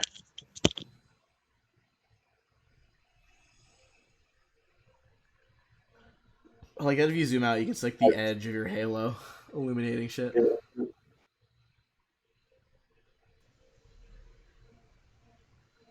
If they pointed out the bigger sound, Grounder would go that way. Okay. That is off this way. You can tell that first store on the corner with like the double doors right here. There's a sign out front labeling this as a Green Grocers. Hold on, let me remove, now that you're right there, I'm going to remove that light block. I'm going to see how much you can actually see in there right now. Because the doors are kind of smashed off their hinges. You cannot see much. You can hear a lot of noise coming in the grocery store, though. He'll double move to outside the door, but won't go in yet. Maybe. Okay. Well, you don't have dark vision, do you? Of low light vision. I'll tell you what's inside. Hey, close the door. Close the door. In the dimness, you can see some of it. Oh, great. You can see it perfectly in the darkness. But as you guys are there, you see objectively just my favorite, just truly my favorite monster in all of D&D. Here, I'll bring him out here so you get a better look at him, so everyone can see. The owlbear! It's an owlbear. The ultimate proof that wizards should not have power.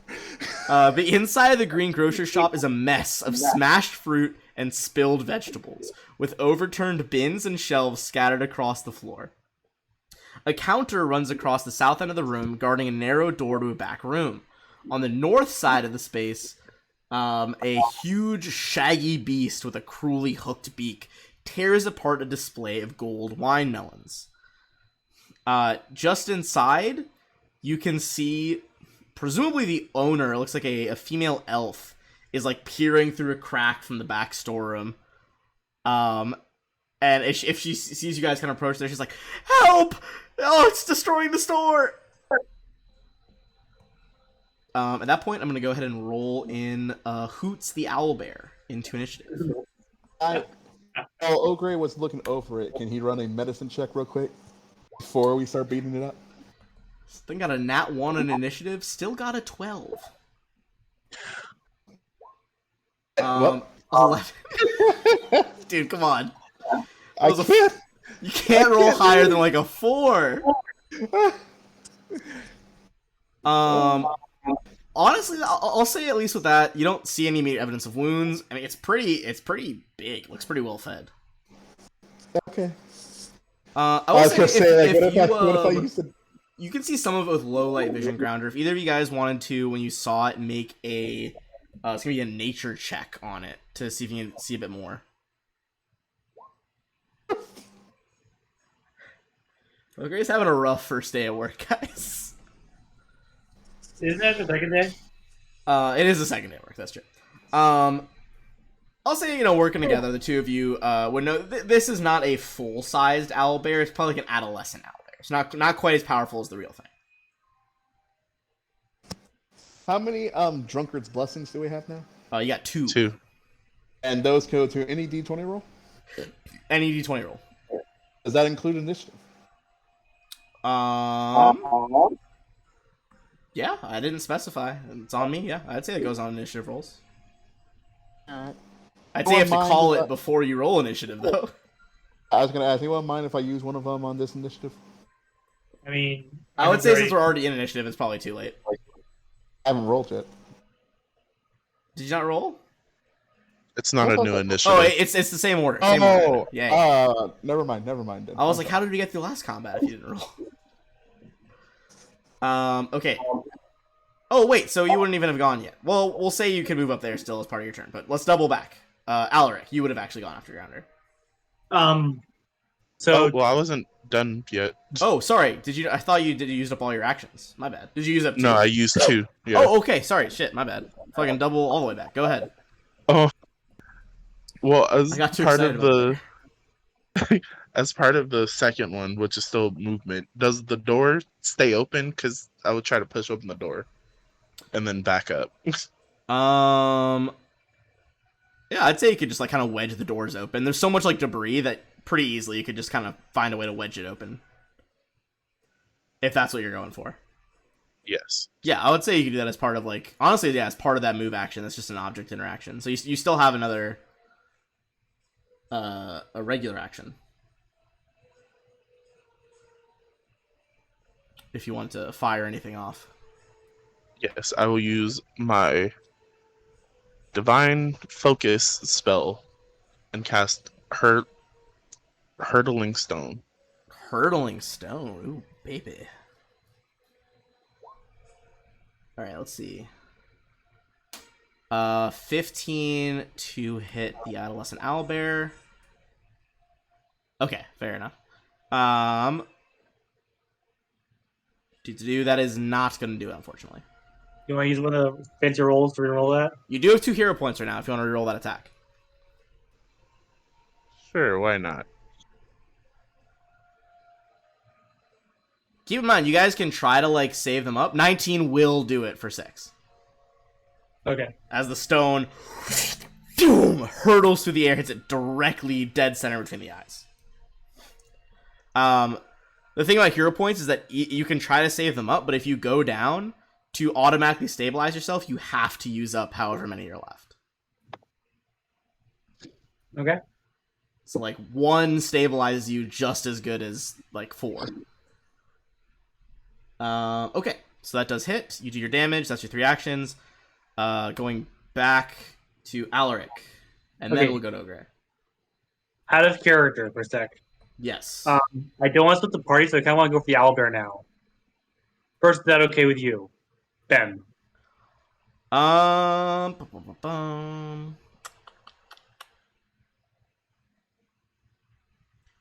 I would say it would depend on Grounder. How would you say you're looking as you fire off a spell into that door?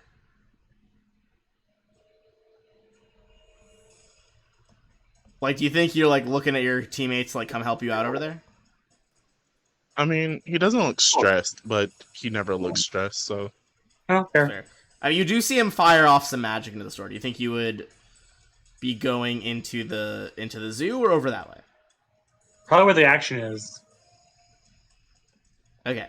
I would say, to be fair then, Ladrin, if you want to move yourself to like here, because you were reacting to what he was doing. Yeah. That's the idea. So.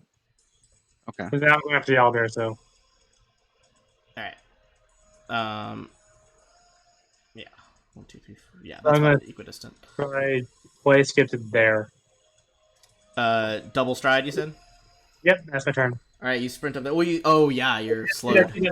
That's too far, so actually I'm going to go here. That's my turn. Alright, you sprint up. You see the owlbear on the inside there. Ogre.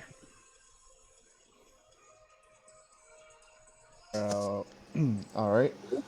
He uses 2 actions. Get to here. Get a dwarf. And then he'll command Ironblood. He'll Okay. use 1 action to get to here. Alright. And Ironblood is afraid of nothing. It skitters right up to it. It's a bold move. Yes. Scorpion go get eaten. I mean, maybe. That's gonna be its turn. Okay. Okay. Next is Hoots the Owlbear. It's gonna turn towards all of you. All of you are well within 80 feet. Edgar, you're exempt because I'm gonna say you're through the wall over here, but it's gonna let out a blood-curdling screech. I need everyone except Edgar to make a will save. This is magic by any chance. It is not. It is literally just a scary-ass owlbear roaring at you. That's bad. And now for Iron Blood. 28, hell yeah. It's even worse. Okay. So on a critical success, which is what Grounder got, you are unaffected completely. Alaric and Ladrian, you guys are frightened 1 is the condition you're at right now. So basically that means you take a status penalty equal to the value of all checks in DCs. At the end of each of your turn, the value decreases by 1. So right now you're frightened 1. But that will go away next time it's your turn. If you go under your character sheet, there's conditions, and if you click on Frighten, it automatically does it for you. I do love that about these sheets. It's pretty easy to work it in. Just put load 1 and frightened 1 in. You're frightened 1. For Ogre, Iron Blood, just those 2, you guys are frightened 2 right now.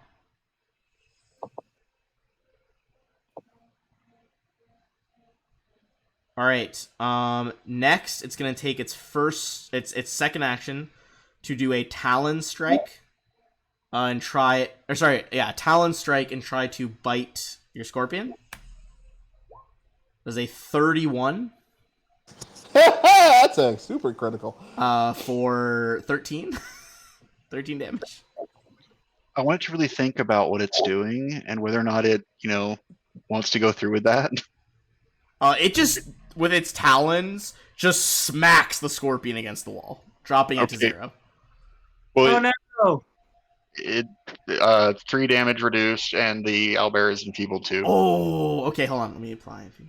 Alright, you are still up at 3 then. Yes! I'm not, because it was a critical. Oh, it exceeded by a lot, didn't it? Hold on. Yeah. But good news is, Iron Blood's not just flat out dead. Because if you didn't reduce it by 3 points, it would have taken 26 damage, which is double its max health, which would immediately Yeah, kill that it. would have been double fully. Wow, dude, that 3 was clutch. So you are down right now, though. Yeah. I'm gonna say because it's your companion, if you want to whenever it goes down, you can use your hero point to stabilize it. Yeah, thank you. It just makes sense. So I'm gonna say he kind of just gets smacked over here by the produce. The owlbear, having done that, just rotates its head like 180 degrees to look at you guys. And final action is just gonna stride over here by the door. Good news, it's not frightened anymore. He's not frightened, he is stable and just absolutely rocked into the corner.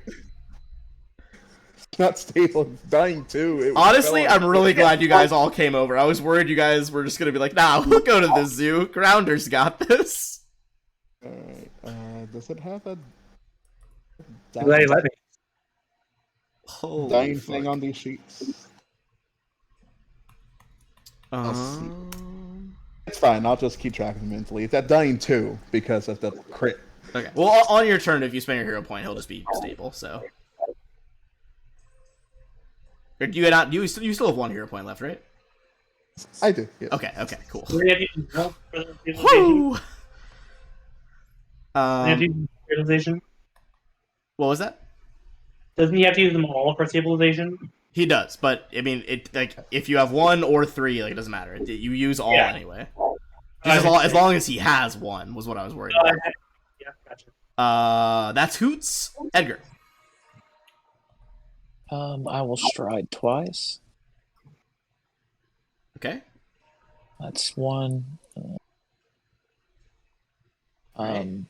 Clear view of Hoots the owlbear. It says it's like dark in there. Is it lit or? It is low light. Hold on. Give me 1 second. I will put a torch emanating low light. Well, I'll just have it emanate light, honestly, because I haven't set you guys up with low light yet.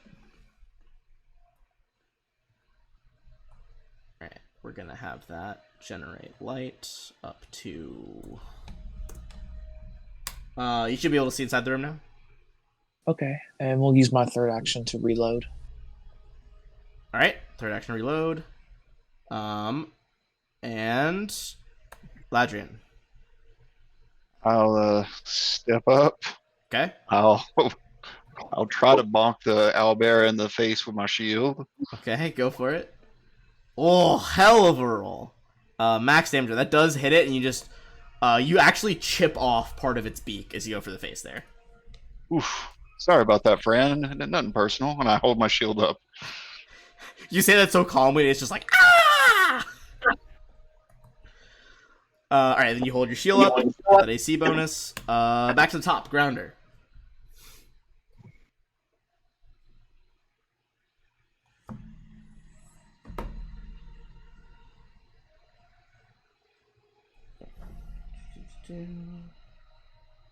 It took that hit for you guys. I mean, it really did. If you hadn't gotten its way, it would have for sure marched to the front line over here. Is the scorpion still dying?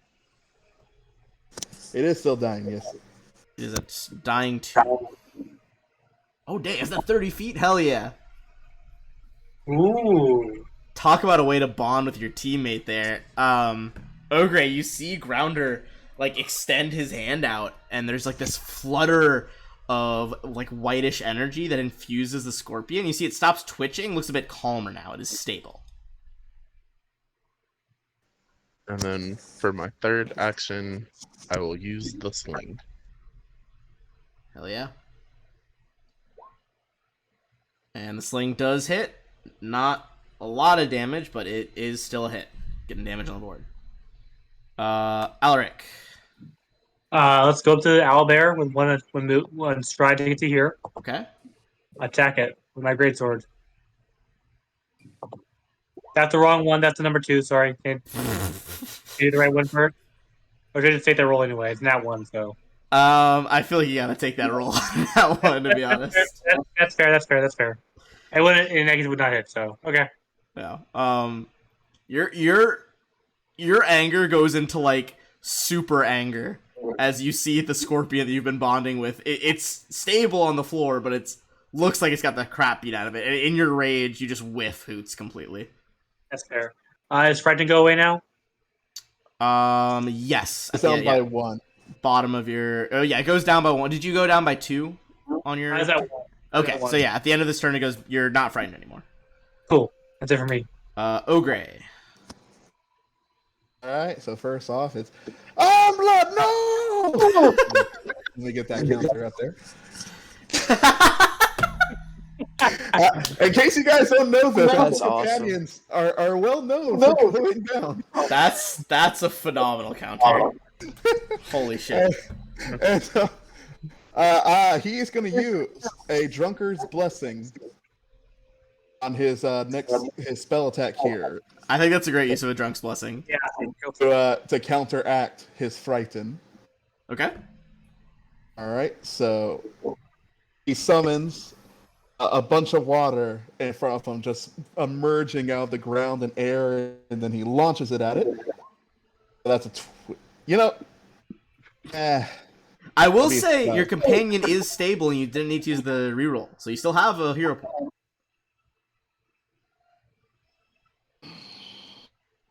I can hear the debate in that side.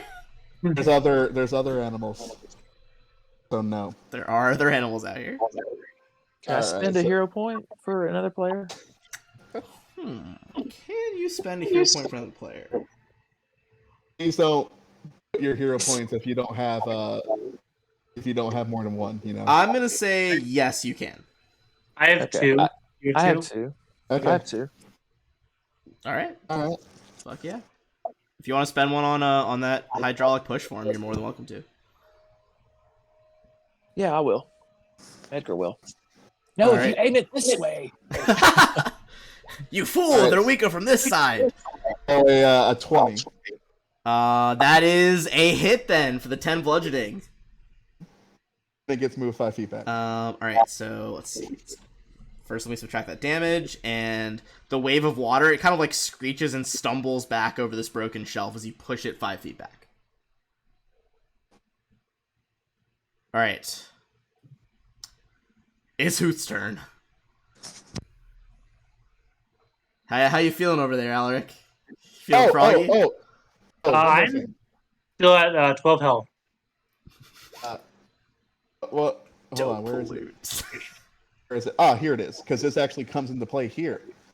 Oakray is not afraid of anything and goes down to frightened too. Oh, that's so cool! Sweet. Hell yeah, dude. I love that like so many abilities are coming up like right away in episode 1.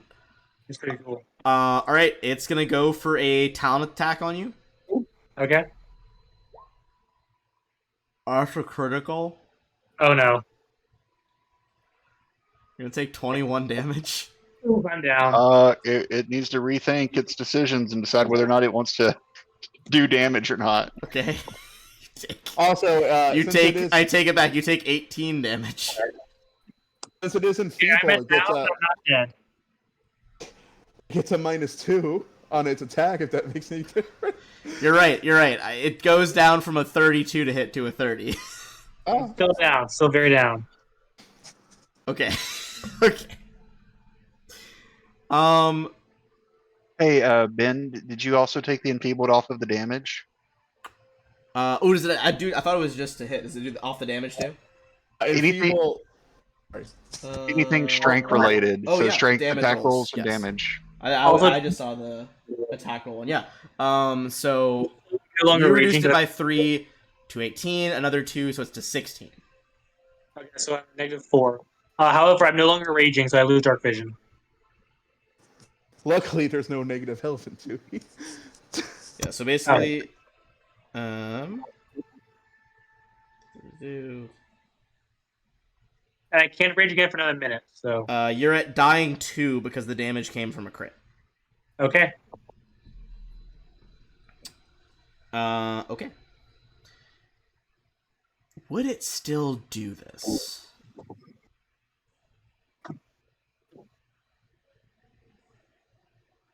I mean, it's dying 3, I just die, right? 4. Dying 4. Okay. Unless you have okay. Die Hard, and then it's 5. It's going to move forward again, and Ladrian, despite your shield for chipping its beak, it's going to go in with you for another Talon Strike. Okay. 22?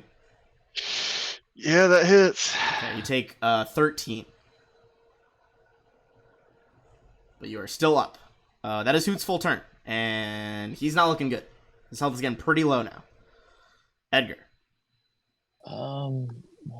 Use our first action to devise a stratagem. Okay. Oof. That's Yeah, it's not good. not what you want to see. Second action, we can still fire. Just hope for a high roll. Not going to do it, unfortunately.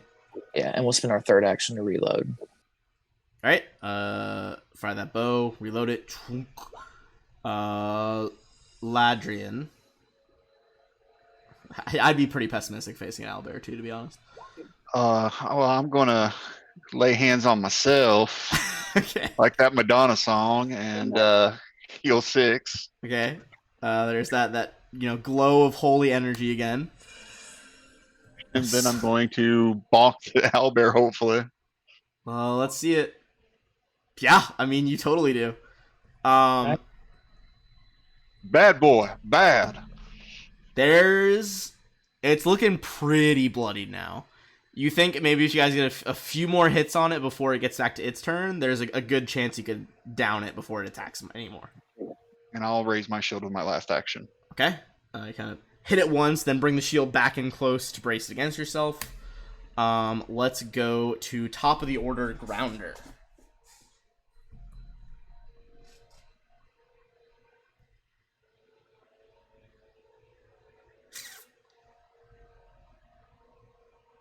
Ooh, Hoots is so cute. Little Hoots. What you thinking? So I want to do a thing that heals everybody, but it might heal the owlbear. So Be an interesting strat. If you're thinking of a 3-round heal, no, don't. Do it. Do it, come on. I mean, the strategy might be that owlbear thinks you're like on its side, but Incredible. yeah, I'm gonna 3-action heal with my free heal a day. Oh, okay. Free action heal. hey, if I can make one suggestion, Oh, 5. your 2-action heal will be a D8 plus 8, which at minimum will be 9 that you can throw on barbarian. Yes, but that would heal one person and not everybody, so other people can focus on attacking. I got you. All right. Ah, I see. Disperse the positive energy. Okay. So what happens? So what's your final decision? Doing the 3-action heal, so heal 5 and another 8. And that's for everybody? The 8 actually doesn't work on a 3-action heal. Oh yeah, so 5, but on all living creatures. Alright, in there the is 30 a foot. blast of channeled energy through here. And everyone heals for 5, including the owlbear, but that does get both the barbarian and the scorpion up.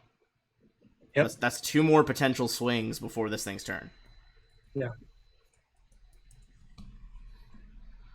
All right.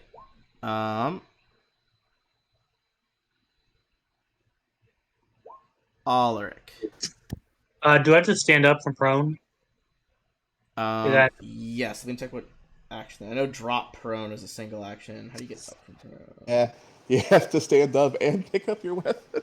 Stand is an action.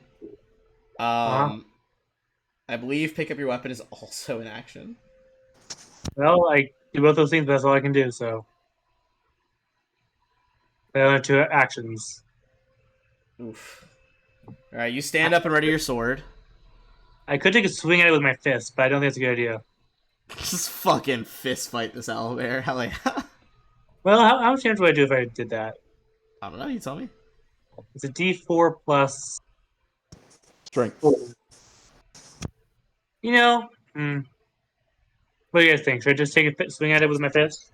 It's everyone's training on arm. It's the same Yeah, no, I know. modifier as your sword. So Yeah, do you guys think I should, or should I just pick my sword? Because my sword is a D12, but I can't do something. sword does a lot more damage, and you could use that drunken blessing. That's true. Okay, I'll just pick my sword and pass the turn then. Okay. Back to the dwarf and the scorpion. Can you guys drop this thing before it goes? It is next in the order. Yeah.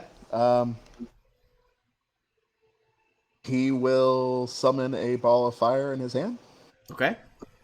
So Flares to life. no, that's Ray Frost. Don't want that. 21. That is a hit for near max fire damage on that. Nice. Yes. And then Singes through some of its fur and feathers.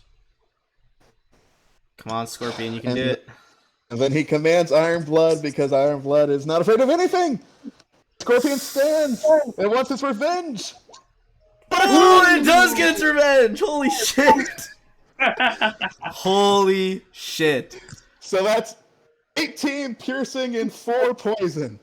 Oh my fuck. Yeah, it stands up and gets its revenge as combined with the fire damage. I describe it if it goes down. That is gonna make it go down, for sure. Okay.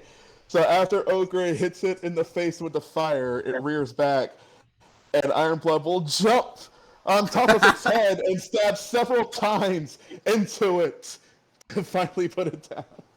Ogre presumably waltzes over, puts in some of those antidotes to the poison. Yes, Keep this thing alive. And Ironblood is raising its claws in the air on top of the elf. Holy fuck. I weirdly stand up and give Ironblood a nice little pet. God, I mean, you called it. It wanted that revenge and it got it. It did. Ooh. Holy hell. Okay. Okay, because if it turned around and critted it again and put it down, it would go to dying for. Good God. That's honestly wild.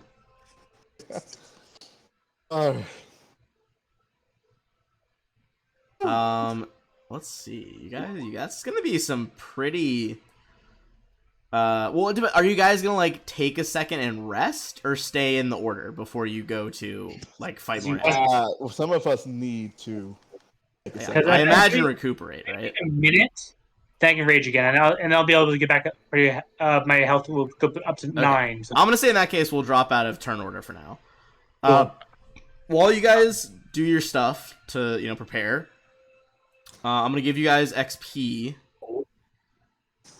for those creatures. That was actually some very hard encounters there between the two of them. Although, admittedly, the owlbear seemed way harder than the cockatrice after that crit with the greatsword. That's pretty great.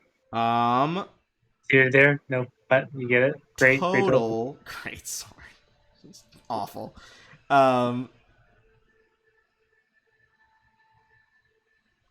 Okay, right. Sorry, I'm so used to dividing XP based on parties, but it's like not how this works anymore.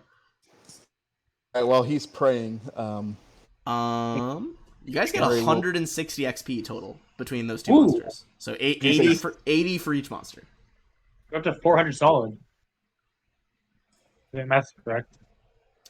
As you're kind of just like quietly scouting, this thing isn't going to initiate combat right away, so don't worry about interrupting the 10 minutes. But Ogre, can you see this creature over here? I can. Hold on, let me zoom in because I can't. Okay, here I'll put the. In real life, my eyes are bad. Oh, dude, I'm wearing glasses right now. If you wanted to try to identify that while you're kind of sneaking around. No, he's not. He's actually not sneaking. He would have inside, and he's trying to bandage up Alric. Okay, that's fine too. Well, thank you. I won't describe what this looks like yet. It's 4 temporary HP when I go into rage, though. That 10 HP helps a lot. So after 10 minutes, you get 5 back. Also, you no longer have the wounded condition because I treated wounds on you. Sweet. And Ironblood doesn't either, because if you're at full health after 10 minutes, you also lose the wounded condition. I'm gonna say now that you were out of combat during this downtime, if you want to take another look at these guys, with either a nature or a medicine check as you look at the owlbear. Yes, he wants a. It's the same modifier. No, but, either way, then. He's specifically looking for signs of abuse, so he's going to go with medicine. Okay. Come on. After injecting it with several antidotes. The nature will help a lot too there. Do you want to roll? Yeah, roll your medicine as well for Ogre, and we'll see kind of what you guys are both seeing.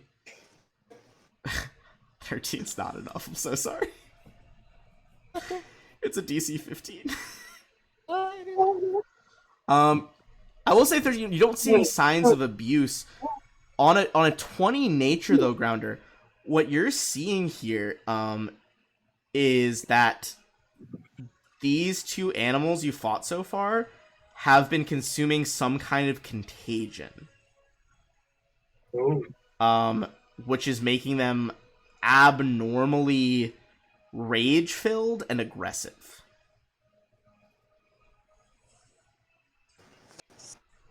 Ogre is going to come back over to Ulrich. And he's like, I got some experimental combination of herbs that are they're actually intended for Iron Blood, but you are just as thick as Iron Blood, so it should have the same effect if you really want them. Hit me up, sure. All right, so he's gonna try and battle medicine Ulrich. Oh hell yeah! I will say also, Grounder, as you examine them, kind of the most telling sign that you see that contagion, you can see that, like, almost a little bit like rabies, where they have that white foam. These two actually have black foam around their beaks. Ooh, gross. Yeah, it's pretty gross.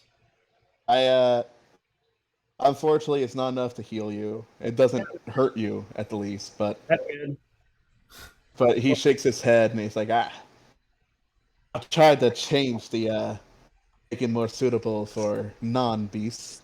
Hey, I appreciate the You see he's fully trying to, like, inject a needle into you that's, like, labeled in Sharpie as scorpion medicine. I appreciate the attempt, my friend. No, it's not a syringe. It's the dirt. I keep forgetting it's the dirt. So, and also it does smell like really bad. I ate The goblin food. foulest, like, dry dirt. I ate goblin food. That was fine. I can handle some dirt. That's true. He absolutely, like, at the same time ate a fried cake and pickle from those two goblins and laughed it off. Fortunately, I can't battle medicine you anymore, and you're immune to treat wounds for an hour because level 1 medicine sucks. It does suck. Honestly, I would say if you guys are good, that's probably a good pausing point there. Because only have about 9 minutes left in our normal time, and we're about to get into another fight. Yeah, that makes sense.